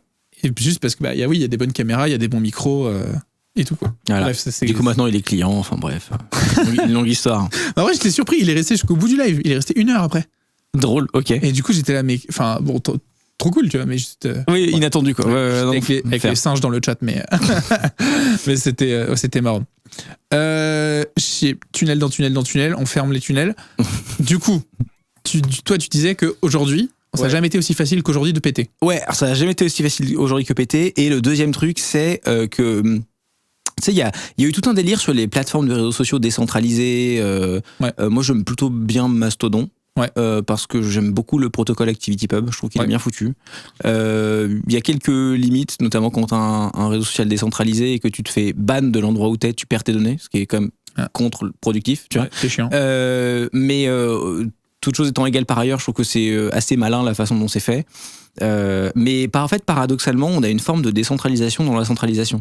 C'est-à-dire que si tu as 17 réseaux sociaux relativement populaires, c'est comme si tu avais des réseaux décentralisés en fait. Aujourd'hui, tu vois, ce serait difficile, mais aujourd'hui, si la chaîne YouTube saute, la boîte saute pas. Ok. Ce serait pas facile, il y aura un temps d'adaptation, mais... on a suffisamment de sources de revenus différentes, de types de contenus sur d'autres plateformes. On a les contenus courts, on a le podcast, qui fait que ça va. Et pareil, tu vois, genre demain tu m'enlèves mon Insta, ça va. Tu m'enlèves mon TikTok, ça va. Tu m'enlèves. Si on te coupe YouTube, c'est quand même la plus grosse. C'est le plus gros emmerdement qui peut m'arriver. Mais même celui-là, qui devrait être un coup fatal, je pense en un trimestre, je peux. Mais tu crois pas que. Ouais, non, peut-être pas en vrai, je sais pas. J'ai pas d'exemple précis, mais si tu dis un truc vraiment border, tu crois pas que tu sautes partout? Mais non, en fait, tu sautes sur la plateforme sur laquelle... probablement, mais après, en même temps, j'ai pas envie de dire soit pas con, mais c'est-à-dire que... Oui, non mais... C'est ce que je veux dire, c'est-à-dire que peut-être... Oui, mais après, le truc, c'est que... Juste respecte les règles normales de... Ouais, sauf que du coup, ces règles, elles sont quand même parfois floues. Il y a, comme c'est des grosses plateformes américaines, avec la régulation américaine quand même qui reste... tu parles de ça. D'un coup, tu peux dire un truc... Oui. J'ai une streameuse que j'aime bien, qui s'est fait ban Twitch, alors qu'elle a techniquement enfreint aucune règle. Oui, mais après, tu as aussi des cas touchy, typiquement. Alors, elle s'est peut-être réjouie de la mort de quelqu'un, mais techniquement, ça n'enfreint pas les règles. Oui, en plus, ces règles, elles sont différentes à partir de... En plus, Twitch, c'est compliqué parce que tu as une notion de live, ça dépend du pays de diffusion. Je sais que Twitch, ils ont eu des emmerdes rigolos, notamment avec des gens qui fumaient de la weed en live. Parce que c'était autorisé chez eux. Il y a des endroits où c'est légal de fumer de la weed. Sauf que tu es en public et est-ce que tu... En fait, ça, la question légale qui est hyper bizarre, c'est... Si je suis en train de fumer de la weed en stream, dans un endroit où c'est parfaitement légal de le faire, mais si ton stream est-ce que dans mon pays de diffusion, je fais la promotion d'une substance illicite? Vous avez 3 heures. Pour moi, alors... Parce que, tu vois, je sais pas. Pour moi, contexte, je fume pas de weed, mais c'est l'exemple qui est pour moi, c'est plus... moi, je considère que oui. C'est-à-dire qu'à partir du moment où tu consommes un produit en live, peu importe ce que c'est le produit, quelque part, tu fais sa promotion. Moi, c'est ma take, tu vois. Donc, du coup, je considère que oui. Mais si dans ton pays, c'est pas illégal, je vois pas de problème. Maintenant... Donc, tu bannes ou tu bannes pas? Tu bannes pas? Bah non, moi, je banne pas. Maintenant, si c'est diffusé dans des pays où c'est illégal, là, pour moi, la question, elle est là, tu vois. En fait, ça peut être... Oui, tu peux avoir des problèmes légaux et la chaîne Twitch saute pas. Oui. Ces deux choses peuvent être vraies en même temps. D'une part, mais d'autre part, si t'es dans un endroit... En fait, c'est un peu ce truc-là de droit de diffusion de Netflix, tu vois. C'est un peu les mêmes problématiques. En gros, ils achètent un film, ils ont le droit de le diffuser aux États-Unis, mais ils n'ont pas le droit de le diffuser ailleurs. De la même façon, si tu es dans un état où c'est autorisé de fumer de la weed et que tu t'en fumes, si ta diffusion elle est que dans cet état, ça pose pas de problème. Ce qui est impossible à contrôler. Mais du coup, comment tu fais, tu vois tu prends la base de l'audience. En fait, techniquement, tu peux sur Twitch, dire que ton stream est géorestreint. T'as le droit. C'est pas que les marques qui peuvent faire ça. Non, tu peux le faire en tant qu'user. Tu peux le faire. Ah ouais. Okay. Mais Je m'apprends un truc. c'est toute la chaîne. Ok. C'est pas ton stream. C'est toute la mais chaîne. je crois que je vois pourquoi ils ont fait ça. Et du coup, Zach Nani, il pétait les plombs avec ça parce que lui, il a des droits de diffusion. Mais il fait du foot là en ce moment. De foot. Ouais. Et du coup, il disait, mais enfin, en fait, j'ai les droits de diffusion, mais que en France. Mais si je fais ça, et ben en gros, je banne ma chaîne de plein d'autres pays où je suis regardé pour tous les autres streams. C'est trop chiant. Ça, c'est le vrai gros sujet qui me passionne de fou. Salut, c'est Guy qui est dans le chat. Oui. Ça fait longtemps que je l'ai pas vu. C'est un truc qui me passionne de fou, c'est la gestion de tout ce qui est propriété intellectuelle sur Internet qui est dépassé par les événements à un point nucléaire.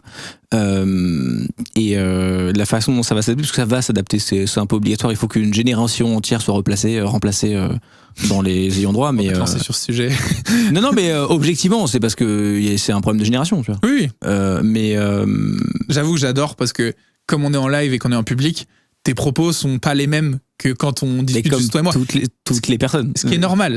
Mais moi, ce hard disk mesuré, il me plaît. Il me plaît. Mais parfois t'es un peu énervé parce que tu te fais ban des trucs qui étaient là, genre je peux plus, des vieux qui putain de putain.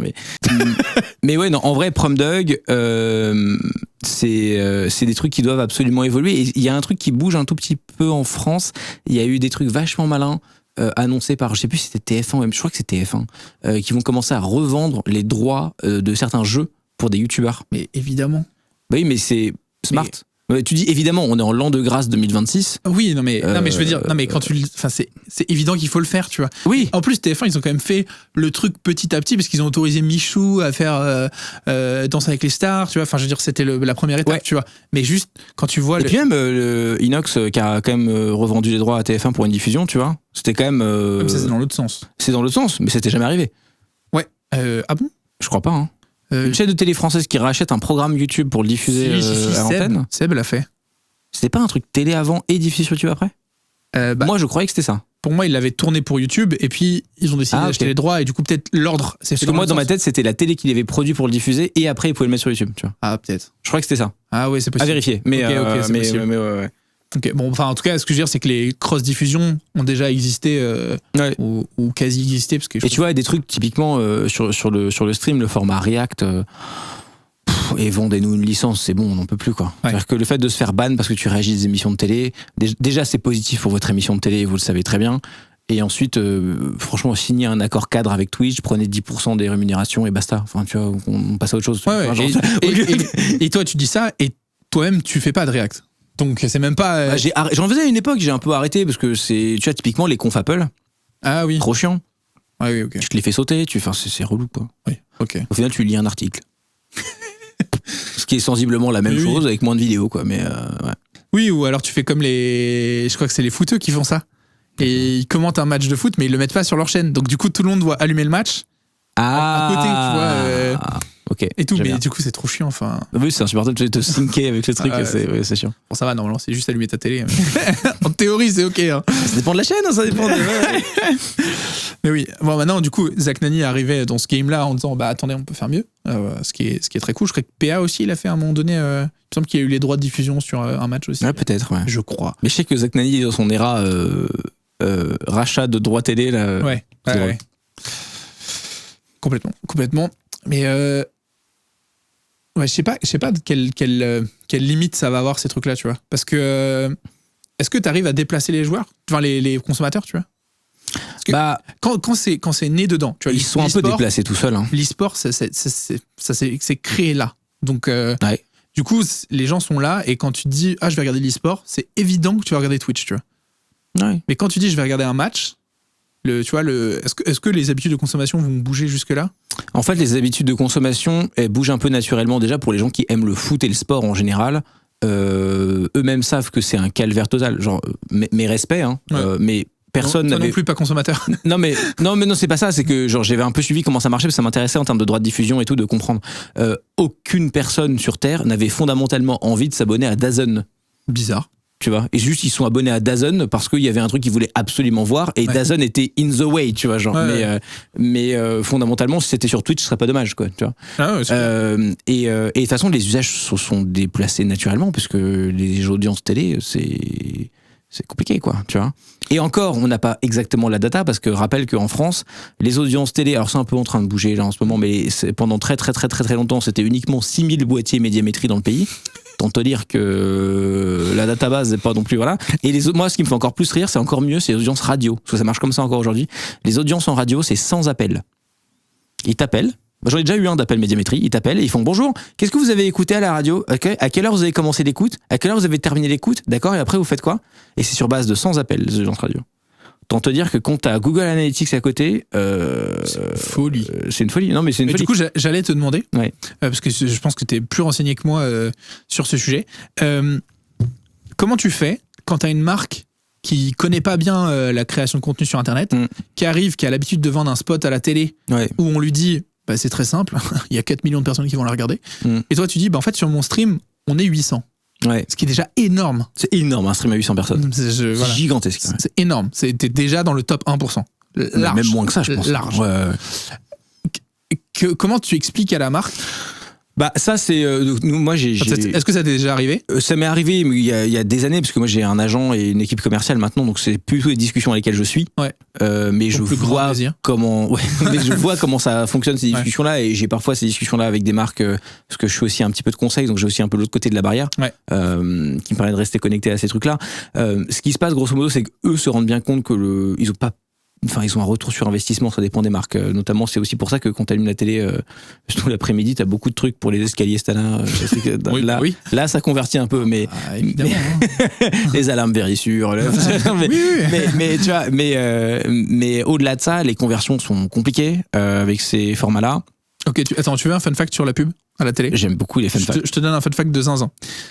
La bouffe pour chien, la pâtée pour chien, dans la cible, il y a les propriétaires de chiens, évidemment, et les personnes âgées. Pourquoi? Parce que les personnes âgées... Ne me dis pas qu'ils la mangent. Si, c'est dans le script de la pub dans l'audience. Voilà. Pourquoi? D'où ça sort ça? Je peux pas te donner mes sources, mais voilà. Des personnes âgées mangent de la pâtée pour chien? Il y a quelques années, en gros, la cible marketing, c'était ça. Voilà. je te donne cette info, quelqu'un de proche de moi qui était dans la pub longtemps, et c'était la cible, voilà. Ce qui leur a permis de faire un gag, parce que du coup, je suis terrifié. Ils se sont rendus compte qu'effectivement, c'était carrément propre à la consommation. Et donc, c'est de la viande. Un jour en soirée, ils ont fait des petits fours à base de pâté pour chien. Ils ont attendu la fin de la soirée pour déclarer que tout le monde avait mangé de la pâté pour chien. Ça les a fait beaucoup rire.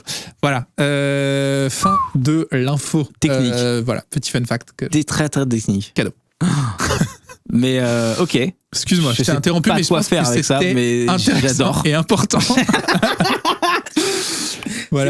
C'est horrible, effectivement. Ouais. Non, on parlait de quoi? On parlait de ça, ouais, des marques. Et en fait, t'as un peu deux profils. T'as les gens qui pensent que c'est du Google AdWords. Ouais. Donc ils se disent, je mets tant et je veux obtenir tant, et en fait ils s'en foutent un peu du côté créa. Ouais. C'est ceux en général qui prennent le plus de temps à s'acclimater à l'influence entre guillemets. Parce que ils vont faire un premier test, ils vont perdre des sous et ils vont plus revenir avant 2 ans après. Tu vois. Et t'as aussi des profils, pour le coup je peux citer des marques parce que y en a avec qui j'ai bossé, d'autres avec qui j'ai pas bossé, mais qui soit ont des gens qui ont parfaitement compris ce qui se passe dans leurs équipes, soit qui ont des dirigeants qui sont des personnalités de fou, typiquement Odoo. Odoo, le président d'Odoo, est fondamentalement rigolo. Oui. Ce qui est un énorme avantage. On l'a reçu. Mais il est très rigolo. Déjà 2 fois sur Underscore. Donc, voilà. Très réputé avec Mathias Battino, pareil, très médiatique, très machin. Et ensuite, tu vois, on a fait une story avec Mathias où je l'ai caché derrière une plante verte derrière ma porte. Tu vois, voilà. Et c'est des gens qui comprennent un peu ce qui se passe. Et en fait, quand il y a une impulsion de une personne qui a le pouvoir de dire oui et qui comprend ce qui se passe, ça va beaucoup plus vite, c'est beaucoup plus simple. Mais t'as un parcours comme ça de plein de marques en fait qui viennent d'un coup, qui repartent, et qui finissent par revenir un peu après doucement parce qu'ils n'ont pas le choix, ils voient très bien qu'il n'y a pas mieux, quoi. Alors que moi, ça me paraît être... Enfin là, demain, j'ai une boîte, une marque, il faut que je la promeuve. Ça me paraît évident. Là, je suis en train de monter une nouvelle structure pour un produit qu'on va sortir. Et pour le coup, on ne va faire que ça. Ah bon, tu fais pas la télé? On peut faire un truc dans le métro. Non, si, il y a un truc que je peux dire qui est rigolo parce que je l'ai entendu, c'est que pour certains dirigeants, le gros truc, il y a un problème. Source, je l'ai entendu. Mais c'est objectivement, c'est mon métier, donc non, mais c'est vrai que Source, je l'ai entendu. Source, cela m'a été révélé dans un rêve. C'est juste parce que tu l'as dit, genre, je peux le dire parce que je l'ai entendu. Tu sais, c'était genre, l'info est là. Je t'écoute, pardon. Non, mais il y a un vrai problème, c'est que genre, il y a encore des dépenses, surtout des startups, dans des formats de pub lunaires, genre des pubs dans le métro, de l'affichage bizarre, parce que ça permet de faire un beau post LinkedIn et ça fait du bien à l'ego. Oh. Et ça, c'est très compliqué à enlever comme habitude. Parce que leur affiche dans le métro ou dans la rue, l'impact, il est parfois proche de 0. Hein. Mais j'en ai pas la moindre idée. Mais voilà, ils sont contents de faire un post LinkedIn. Quoi. Ça, c'est compliqué. Voilà. Source, cela m'a été révélé sous un trip d'ayahuasca. Ça arrive à des gens très bien. Et on peut le garder. Moi, c'est mon jeu préféré. Quand quelqu'un dit un truc, Source. Là, tu vois, par exemple, j'ai adoré. Et, sur la chaîne de Micode, on a sorti une vidéo. Enfin, je dis 11, je suis plus dans la boîte, mais vas-y, sorti une vidéo sur l'IA et à quel point ça nous rend bête ou pas, tu vois. Bref. Je l'ai pas vu encore. Franchement, elle est très très cool. Et moi, je lui ai dit en plus, j'ai une consommation des vidéos de Micode qui est toujours en décalage. Il sort, je le mets dans mes watch later, et c'est vraiment un petit bonbon de le moment dans la semaine. J'ai 1h30, je mets le projo, et c'est le moment Micode. Ah, c'est sympa. J'ai mon petit moment. Bah, surtout que là, avec la nouvelle équipe de Réal et tout ça. C'est hyper agréable, c'est magnifique. L'image est belle. Et du coup, c'est une vidéo qui parle de l'IA, de l'utilisation de l'IA, des bonnes et des moins bonnes utilisations, etc. possibles. Et il y a un des monteurs qui me dit, là, cette semaine, qui me dit ouais, tu sais qu'en plus, elle est pas mal montrée en salle de classe. Ah bon? Et je la regarde, je fais Source. Insupportable. Et il a juste fait genre non mais et genre il était incapable de me dire d'où ça venait cette info, tu vois. Et genre en vrai, mais c'est comme ça que sont les gens, ils entendent des trucs. Mais oui, c'est ça. En vrai, je lui disais Source, un commentaire sous la vidéo probablement, tu vois.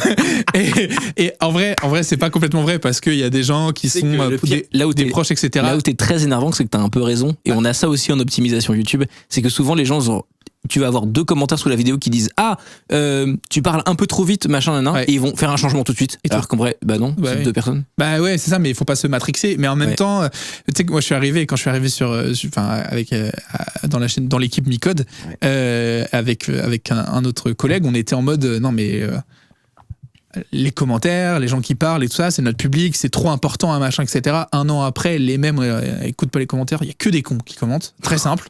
Moi, je vais le dire. Les gens qui prennent le temps de commenter, c'est des cons. Voilà, qu'on se. Oh wow, ok. C'est ma take.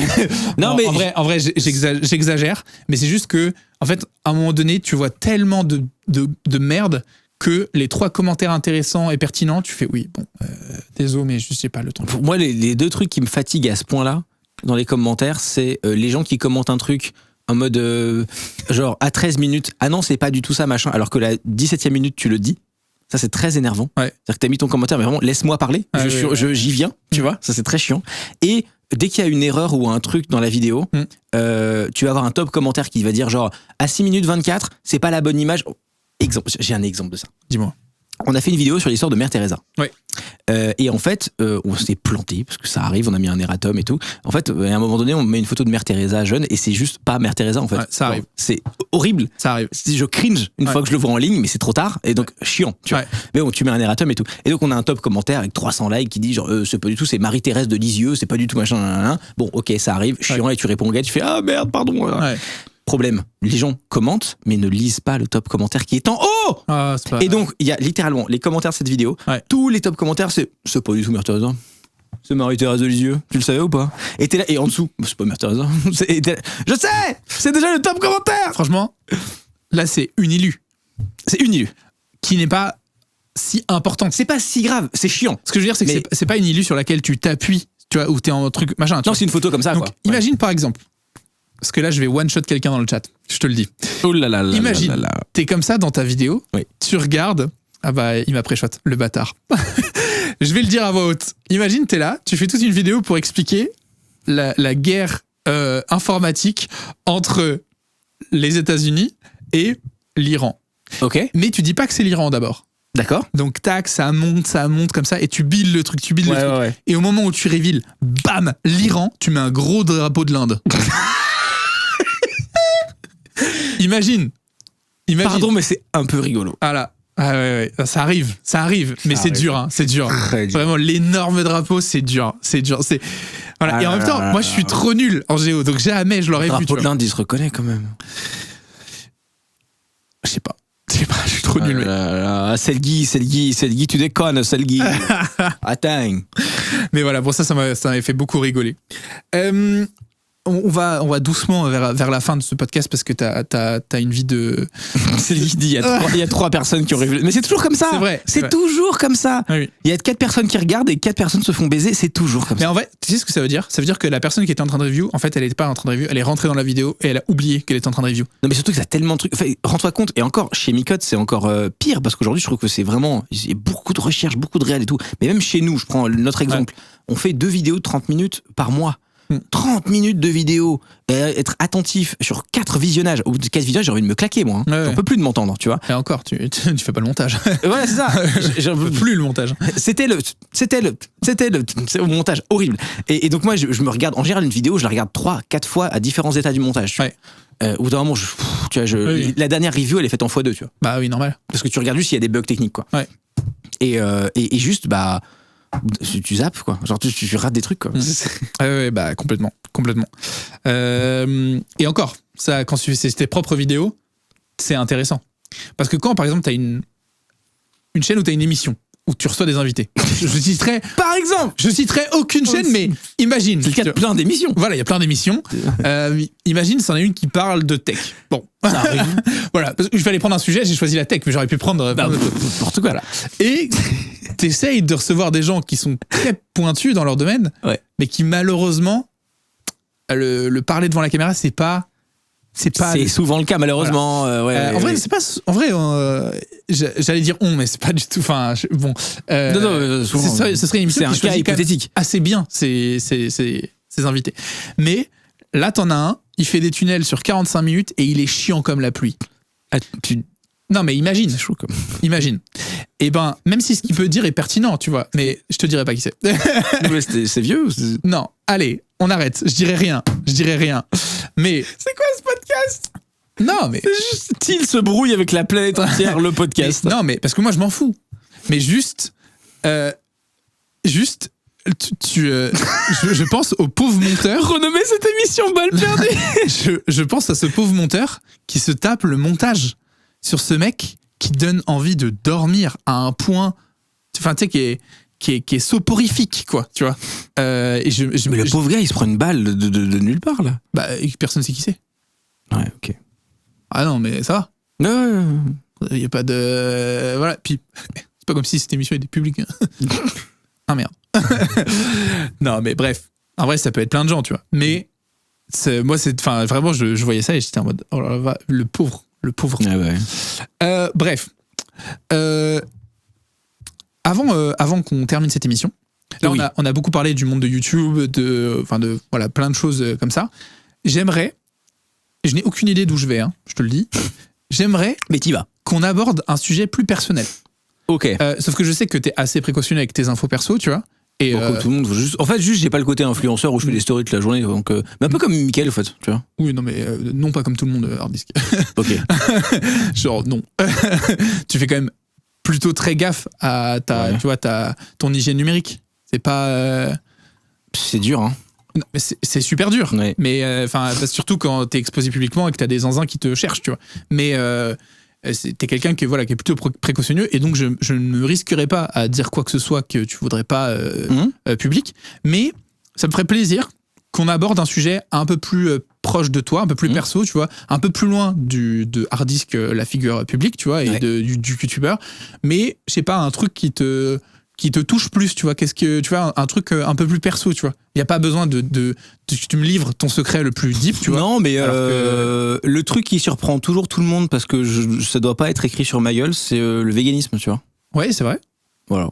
C'est vrai. J'ai pas grand chose de plus à rajouter parce que je sais pas quoi dire, mais c'est vrai que ça surprend un peu. En fait, surtout que, genre, tu vois, sur Twitch, on parle beaucoup de, effectivement, finance, tech, creator economy. Ouais. Et en fait, ouais, c'est pas forcément hyper attendu, surtout qu'en plus, il y a eu une grosse vague Je me souviens, véganisme 2000. En fait, moi, c'est ce qui m'a fait rentrer. Et ce que j'ai trouvé intéressant, c'était 2016-2017. Ouais. Et c'est plus du tout à la mode.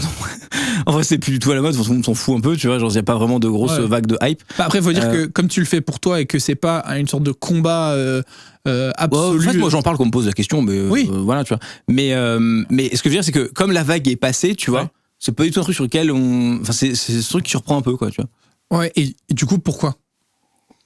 Tu me dis, il y a une pour vague. plein de raisons. En fait, je n'ai jamais réussi à trouver de bons contre-arguments aux arguments qui m'étaient exposés. Donc j'ai fait genre bah ouais, fait sens. Tu vois ce que je veux dire? Ouais. Puis après pour tout, il y a plein de trucs que tu peux trouver très positifs et que tu fais pas dans la vie. Arrêter de fumer, machin et tout, parce que c'est chiant et c'est dur et tout. Donc c'est des sujets qui t'intéressent comme ça et puis auquel tu reviens et puis au bout d'un moment tu le fais quoi. Ok. Et non, c'était juste, je trouvais complètement illogique le fait de zigouiller certains animaux et pas d'autres, alors que en fait c'est parfaitement arbitraire que un cochon l'intelligence d'un golden retriever et qu'en fait il y a pas de raison logique. Il y a peut-être plus à manger sur un cochon, mais tu vois il y a pas de raison logique fondamentale. Ouais. C'est pas une huître le truc, tu vois.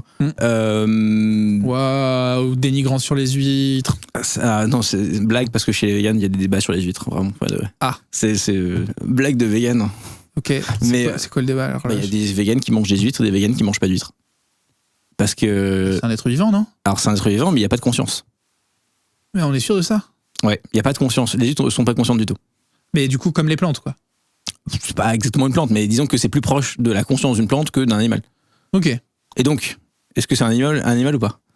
Débat interminable, dans lequel je ne vais pas te lancer. Mais j'ai pas d'avis. Et surtout que moi j'ai un autre argument à opposer qui est que c'est dégueulasse. Voilà, alors moi je suis dans ta team, tu vois. Enfin, genre, je vois pas pourquoi on discute, tu vois. Donc voilà, c'est immonde. C'est vraiment un caillou sous la mer, au secours, et c'est gluant dedans. Tout est horrible. Oui, moi, gober les molars, c'est pas mon délire. Franchement, tout est affreux, donc voilà. Ouais, non, mais je suis avec toi là-dessus. Mais voilà. Ok, et donc, donc c'était vraiment conscience animale, etc. Parce que j'imagine, par exemple, ça aurait pu être l'écologie aussi. Ouais, c'est vrai que après, j'ai beaucoup de mal à. Toi, t'as un jet privé et tu t'amuses à genre. Littéralement. En fait, j'ai écrit mon nom avec dans le ciel quand je m'emmerde. C'est pas ça, c'est qu'en fait. Je fais Châtelet porte-maillot avec. c'est pas ça, c'est super con, c'est que je trouve que c'est plus difficile de convaincre quand quelqu'un te pose la question et tout avec ça parce que c'est très abstrait. Genre, tu vois, si je te dis il faut tant de litres d'eau pour faire du bœuf et tant de litres d'eau pour faire du soja. Ouais. Est-ce que matériellement tu te représentes dans ta tête ce que ça représente? Est-ce que c'est beaucoup plus abstrait? Alors que le chien qui est là ou le cochon qui est là, tu le vois tout de suite et tu relate. Alors, tu sais que moi, c'était un argument pour réduire ma consommation de viande. Franchement, j'aimerais, mais j'y suis pas. Mais c'était un steak haché, c'est 1500 litres d'eau. Oh, je sais plus les chiffres, mais c'est. Je te la donne, c'est ça. Et moi, j'étais en mode, tiens, c'est marrant parce que. C'est beaucoup de litres d'eau. Un bain, c'est 150. Et j'étais là, est-ce que je préfère. Tu préfères? Je préfère prendre des bains de temps en temps ou. En fait, j'étais là, si je mange pas un steak. Ouais. Je peux prendre des bains pendant 2 semaines. Tu vois, enfin, c'est une bonne façon de voir le truc. Et du coup, j'étais là, en vrai, je prends pas des bains tous les jours, tu vois. Mais du coup, je me dis, ouais, en vrai, c'est à peu près ça. C'est une fois toutes les 2 semaines, je me fais couler un petit bain, je suis bien, et je me fais vraiment kiffer, tu vois. Genre, il y en a qui se lavent, source. Source, moi. Source, tu prends des bains. Ah oui, c'est vrai. Ça m'arrive. Déjà, t'as une baignoire. Bah ouais. Tu sais que ça me manque, j'ai jamais eu de baignoire chez moi. Bah, je vais devoir lui dire adieu bientôt, mais oui. Ah, tu bouges à un endroit capable de baignoire? Ouais. Aïe, aïe, aïe. Est-ce que tu peux mettre une baignoire? Non. Financièrement, ça va pas être possible. Je me rends pas compte du tout. Bah, juste, ça veut dire péter une douche, installer une baignoire. J'ai jamais eu à le faire, je sais pas. Ouais, non. Bah, pour moi, c'est un truc que je fais chez les darons, tu vois. Ouais, c'est quelques milliers d'euros, je pense. Chiant. Franchement, déjà, si j'arrive à faire tout ce que je veux faire, je suis déjà bien. Oui, c'est pas. Voilà. Et la douche est super, donc je vais vraiment pas la changer. Ouais. Mais voilà, et ça va pas me manquer outre mesure, tu vois. Ah, c'est agréable quand même. C'est super. D'ailleurs, je pense qu'après cette émission, je vais me faire un bain. Mais c'est pas la question. Parlons de bain. Non, mais du coup, juste, moi, c'était un des arguments de me dire, en fait, si je veux aller dans cette direction-là, tu vois, un peu d'écologie, je m'interdis pas grand-chose, mais juste, tu vois, d'aller un peu dans ce lore-là. J'étais en mode genre, en fait, si j'arrête de manger de la viande rouge, je fais plus que j'ai pas, 99% des gens, tu vois. J'ai pas tous les points de comparaison, mais à l'échelle de toi perso, ça doit être un des trucs les plus impactants que tu peux faire. Bah ouais, en vrai. Peut-être le transport éventuellement. Ouais, mais encore, par rapport à ce que tu peux t'engouffrer de viande rouge. En fait, comme je suis quelqu'un de sédentaire, globalement, en fait, j'ai très casanier. J'adore être chez moi. Du coup, l'avion en tant que tel, ça fait des années que j'ai pas pris l'avion. Ouais. Bon, j'aurais dû le prendre il y a 1 an et demi. je l'ai pas fait finalement, mais j'ai quand même payé mon billet, donc on va dire que ça compte. En fait, j'aurais dû être dans cet avion. Donc en vrai, voilà. Mais globalement, si je dois compter, je pense que je prends l'avion pour un aller-retour une fois tous les 5 ans, tu vois. Donc, je pourrais le réduire à 0, mais c'est déjà peu, entre guillemets, tu vois. Ouais. C'est pas... je sais qu'il y a d'autres gens, par exemple, autour de cette table, qui le prennent plus, tu vois. Une balle gratuite. Voilà, c'est cadeau. Non, mais je me demande ce qui a le plus d'impact entre. Par contre, le premier deck, je sais pas. L'avion, c'est une saloperie. Je te le dis. Non, mais l'avion. à l'échelle individuelle, entre genre le mode de transport et la viande, je sais pas du tout, tu vois. Je saurais pas te dire. Bah, en vrai, comme t'es vegan, si on devait faire un bilan, tu économises J'ai droit à énormément. 2 vols de. Non, Je vais réécrire mon nom à la sélection. yes. Non, mais en vrai, tu baisses drastiquement ton utilisation ton bilan carbone, tu vois. Oui, bah, par définition. On devrait inviter Guillaume, là, il nous dirait. Non, mais par définition, Ouais. obligatoirement, oui. C'est ça. Mais ouais, du coup, moi, je trouvais que l'argument écologique, parce que comme on n'est pas non plus dans une société qui te prône à avoir une forme d'empathie pour des cochons et des vaches qui se font bousiller, tu vois. Je veux dire, tu peux me dire que ça a un impact, et je comprends, tu vois, mais en fait... Et puis, attends, t'as un truc. Ouais. Je vois pas la vache dans mon rayon de... Ouais, je comprends, mais aussi t'as un truc complètement débile qui est t'as différentes choses qui vont parler à différentes personnes. Ouais, Tu vois, genre, moi, ce truc-là, ça m'a marqué en fait. Ouais. Ces espèces d'arguments sur les animaux, parce que ouais, j'étais là, genre, bah, j'ai rien de neuf à vous répondre. En vrai, Prom Dog, tu vois, moi, je pense sincèrement tu vois, qu'ils ont raison. je suis là, genre, en mode, Ouais. good point, tu vois. Après, Genre, mais. Ouais. Après, sur certains trucs, je suis moins convaincu. En fait, il y a des trucs où je suis en mode, bah, le problème, c'est plus la façon dont c'est fait que ce que c'est. Parce que tu vois, genre, je trouve que manger des œufs, c'est pas grave. Tu vois, mais ça dépend comment c'est fait. C'est-à-dire que si t'as 300 poules entassées dans 20 mètres carrés qui voient jamais la lumière du jour juste pour avoir des œufs, bah oui, c'est un problème, tu vois. Oui, puis t'as des gens, en fait, c'est pas non plus. Enfin, c'est pas. J'imagine qu'il y a des gens qui sont plus sectaires que d'autres, mais c'est pas non plus. Je connais des gens qui sont majoritairement véganes et qui vont bouffer les œufs de la poule de leur daronne dans le jardin, voilà. Tu vois, mais la poule, elle est pas mal traitée, là, ça. Non, mais t'as des gens qui font ça, tout le monde a ses limites et ses trucs. Moi, je sais que, tu vois, je me considère végane depuis. Ça fait 9 ans maintenant, putain, c'est vieux. Mais tu vois, par exemple, surtout quand tu voyages beaucoup pour le boulot, tout ce qui est produits cosmétiques, parce que il te manque un truc, tu vas au supermarché, c'est la galère et tout, t'essaies de repérer un peu les labels, parce qu'il y a des labels un peu connus. Si je le trouve pas, ça peut m'arriver d'acheter un truc pas vegan parce que sur le moment c'est impossible, quoi, tu vois. Ouais. Donc tu te pourris pas la vie, tu vois. Bah non, mais bon. Mais ça aurait aucun sens de t'enlever l'étiquette parce qu'un jour t'as consommé. Enfin, Mais c'est voilà. Tu vois. Oui. Bah après, le seul truc que je consomme parfois par erreur, et ça pour le coup je fais pas exprès parce qu'à chaque fois je le regrette, c'est tout ce qui est produits laitiers. Ouais. Parce qu'autant te dire, parce que alors, anecdote chez vous.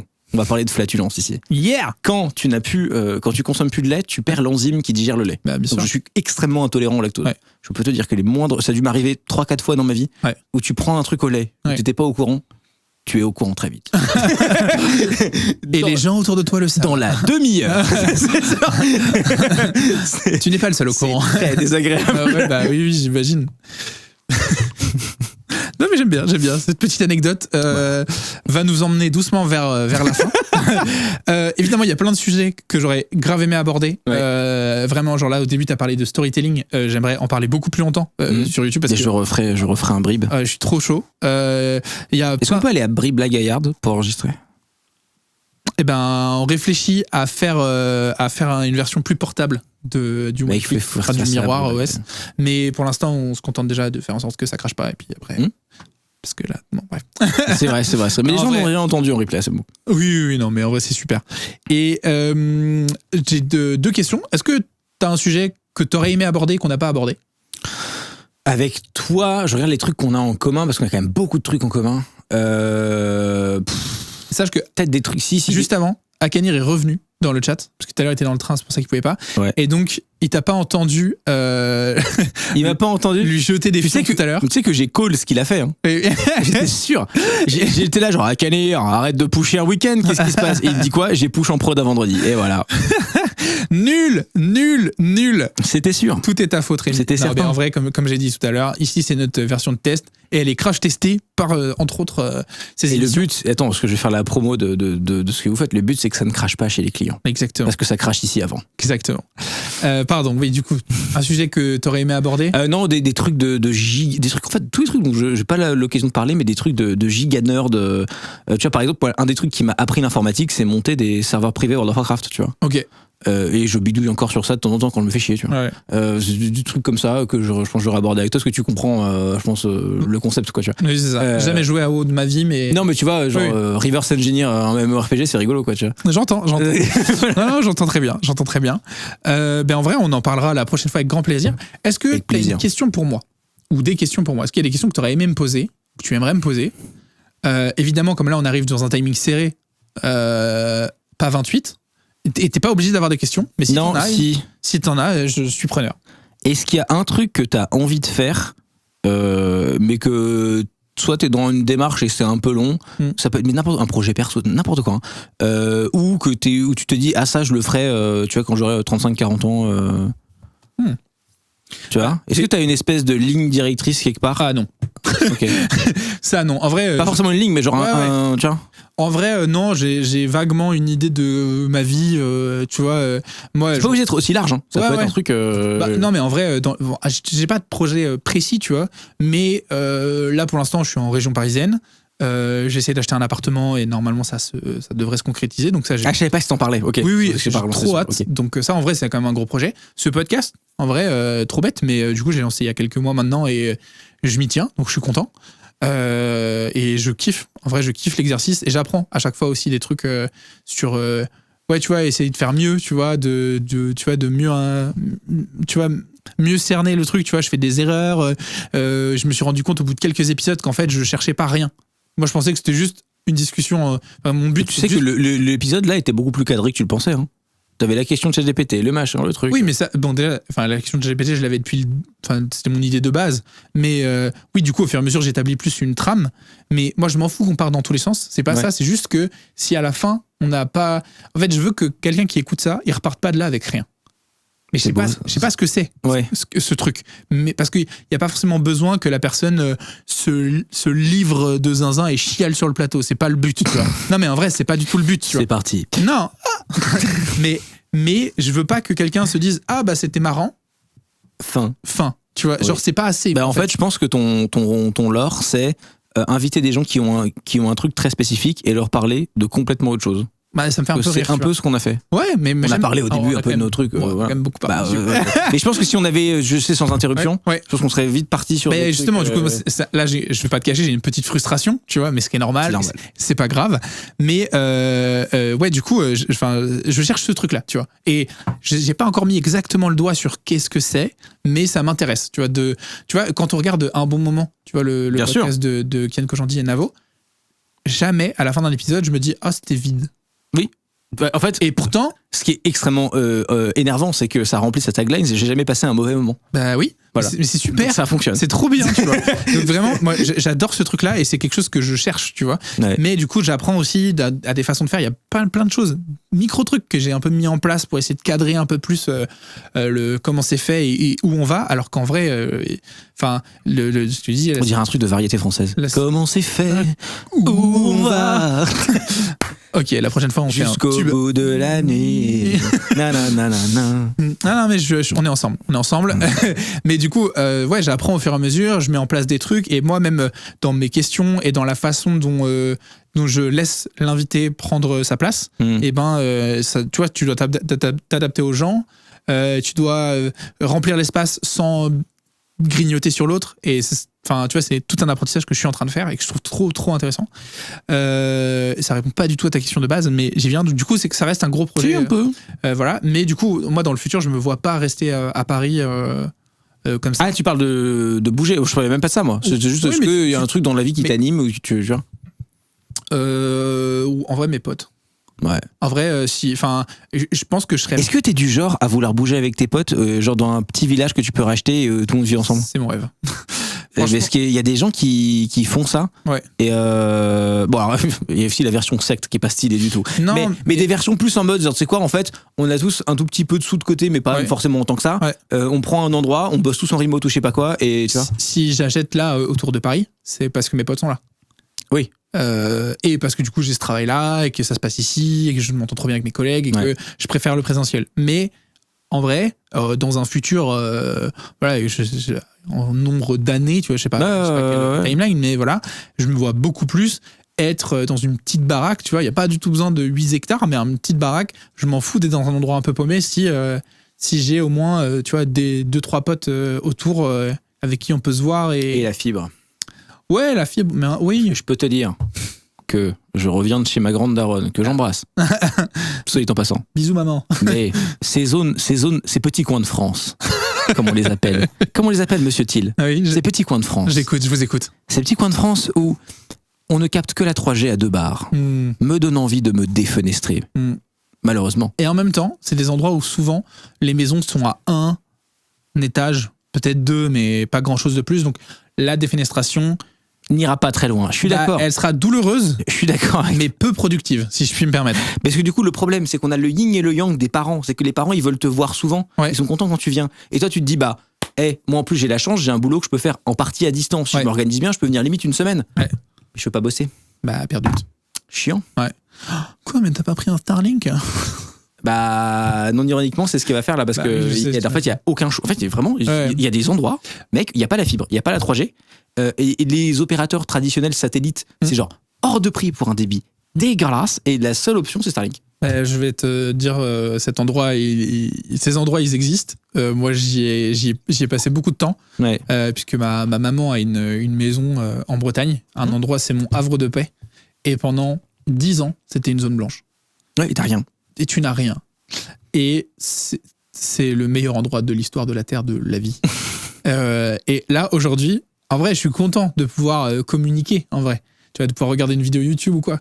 Mais il y a une partie de moi qui regrette un peu le moment où je n'avais pas le choix. C'est juste moins marrant quand il faut appeler les pompiers. Tu vois ce que je veux dire? C'est l'aventure. Oui, voilà, mais en fait, tout est super marrant jusqu'à ce que tu pètes la jambe, en fait. Tu vois ce que je veux dire? C'est ça qui est chiant. En fait, non, parce que du coup, t'es vachement plus... en fait, t'es pas seul, tu vois, aussi. Ouais. Un truc où t'es pas seul. Donc, mon père s'était pété la gueule dans l'escalier, il s'est retourné 2 doigts à 90 degrés, tu vois. Ouais. On l'a emmené à l'hôpital, tu vois. Enfin, je veux dire, il n'y a pas de... Oui, voilà. oui, ok, oui. Ouais, non, mais oui. C'est pas plus grave... Enfin, tu vois ce que je veux dire? Non, tu veux dire.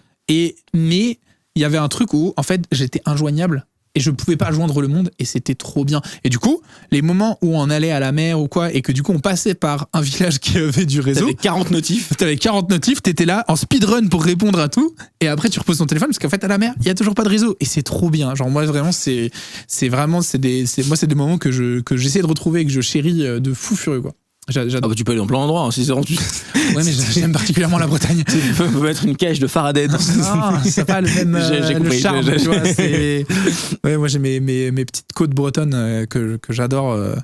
Et un jour, vous viendrez passer quelques jours. Mais avec grand plaisir. Tu verras. Bon, t'auras pas la fibre, je te le dis. Non, ça pourrait être qu'un week-end. Mais ouais, c'est trop bien. Moi, c'est les endroits que je préfère.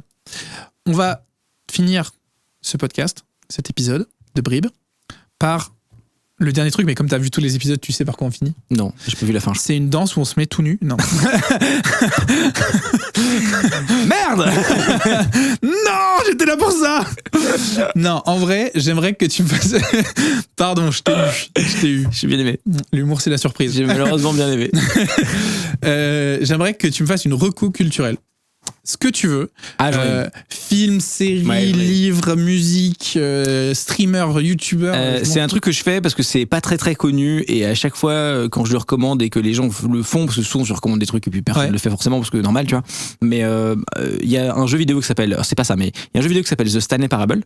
Ouais, je connais. Qui est vraiment une expérience artistique sous forme de jeu vidéo. J'ai trop envie de la faire. Mais ouais. Alors, putain, fais-le. Si tu l'as pas fait, non, c'est incroyable. Ouais. Et par le même créateur. Ouais. Et il y a un autre jeu qui est encore moins connu, qui est The Beginner's Guide. Ok. Il doit coûter 2,99€ sur Steam. Ouais. C'est vraiment pas une question de prix. Prenez-le. Et en fait, Beginner's Guide, c'est pareil, très contemplatif.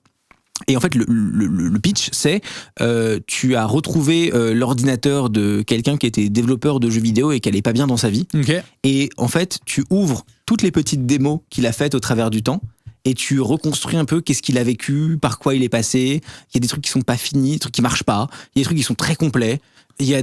Voilà, je spoil pas plus que ça, mais c'est tu fouilles en fait son ordinateur pour retracer un peu sa vie et recréer la storyline. Okay. Et c'est magnifique. Ok, alors j'ai une vraie question qui va déterminer entièrement si je joue ou pas. Est-ce que ça tourne sur Mac? Probablement. En vrai, oui. J'ai pas de PC, moi. C'est probable. Ok. Puis sont tes développeurs. tu as Non. Wine Tricks, Non, flemme. tu as Proton, Non. tu as... Non. Moi, j'ai la flemme. Mais ok, trop bien. Je note. Voilà. Peut-être je te redemanderai le Ah, nom, n'hésite mais, pas. Trop bien. Je réfléchis à une reco que je peux te faire également, parce que ça va dans les deux sens. Mhm. Et de la même façon, si tu y vas, c'est super. Et si tu n'y vas pas, c'est pas grave. Est-ce que t'es... Ok. Est-ce que tu vois qui est Ricky Gervais? Ça fait longtemps que je pense. Oui, humoriste anglais. Humoriste je sais anglais. pas très bien ce qu'il fait, mais je vois vite. Bah, c'est lui qui a écrit The Office.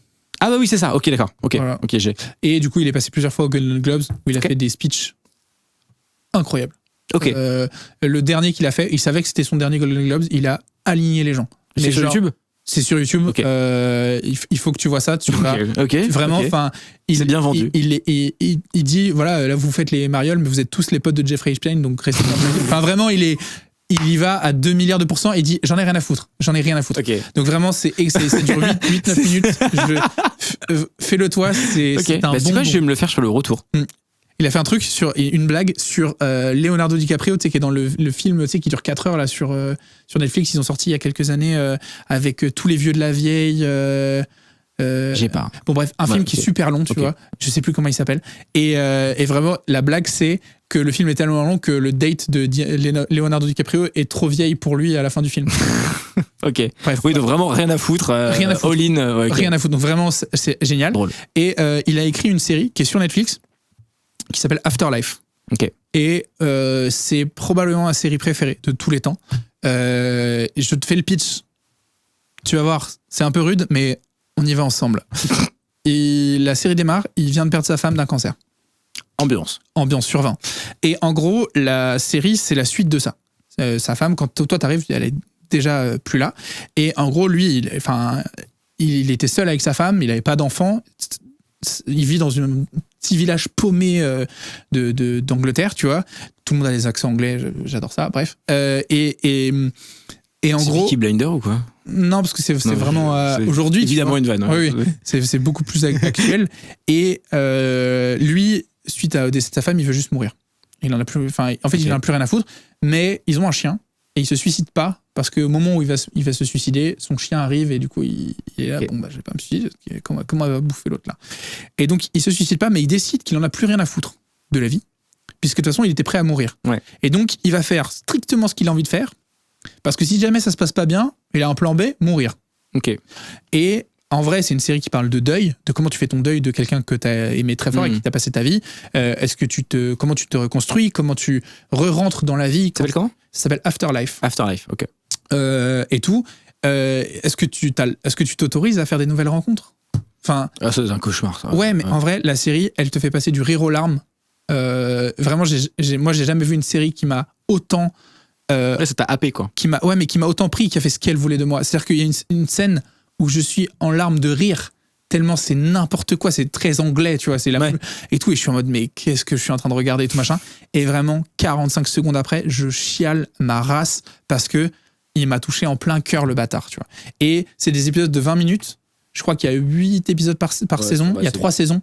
Donc c'est fini. La série, il savait qu'elle était finie, machin, etc. Si t'as l'occasion, regarde, vraiment, je trouve ça sublime. Et, Ok. Afterlife. et voilà. Et gros point positif, c'est que absolument tous les personnages sont touchants. Même les pas gentils, tu vois, même les pas principaux, même un peu les rebuts de la société. Tu vois, il y a un SDF un peu chelou. Mais c'est le même genre de truc qui me parle dans les jeux vidéo un peu contemplatifs et tout, très touchant, très. En fait, d'ailleurs, la plupart des acteurs, c'est des gens normaux. T'es pas du tout dans Elite où tout le monde est une bombasse absolue, tu vois. ouais. Pas du tout, c'est des gens du quotidien. Il y a ses collègues, il y a son beau-frère, il y a une prostituée qui est là, qui s'appelle Roxy, qui est incroyable. Le personnage est incroyable, il est tellement touchant. Et il a des discussions avec elle. Voilà, il y a un SDF, il y a un mec qui a un syndrome de Diogène. Tu vois, il y a vraiment des gens très très différents. Ils sont tous ou quasi tous touchants. Le seul qui est pas touchant, c'est le psy, parce que c'est un enculé de mort. Mais bref, on s'en fout. C'est bon, je l'ai. Mais vraiment, je te la recommande. Et si jamais tu la regardes, fais-moi un feedback, dis-moi. Ok. Vraiment, je trouve que c'est incroyable. Eh ben écoute, c'est totalement noté. Trop bien. Trop bien. Merci beaucoup. Merci. C'était trop bien, malgré les multiples pauses. Ça fait Je partie du truc. Mais oui, je vais te libérer. Hop, je prépare ma transition pour mettre un peu de musique pour nos petits amis. Pour Selgi et Akanir. Exactement. Et Sonocola. Exactement. On va reprendre sur, évidemment, le bon vieux Hermanos Cuteres pour finir. Hop, est-ce que j'ai le droit à la musique ? Exactement, j'ai le droit à la musique. Merci beaucoup, c'était trop cool. Merci d'avoir été avec moi. On se retrouve une prochaine fois pour parler d'autres sur sujets. Une version stable. Exactement. Ça va. Ça m'a fait trop plaisir. Merci encore. Bah ouais, c'était très perso, c'était très chouette. Ouais, trop bien. À la prochaine. Salut bro. Bisous. Salut.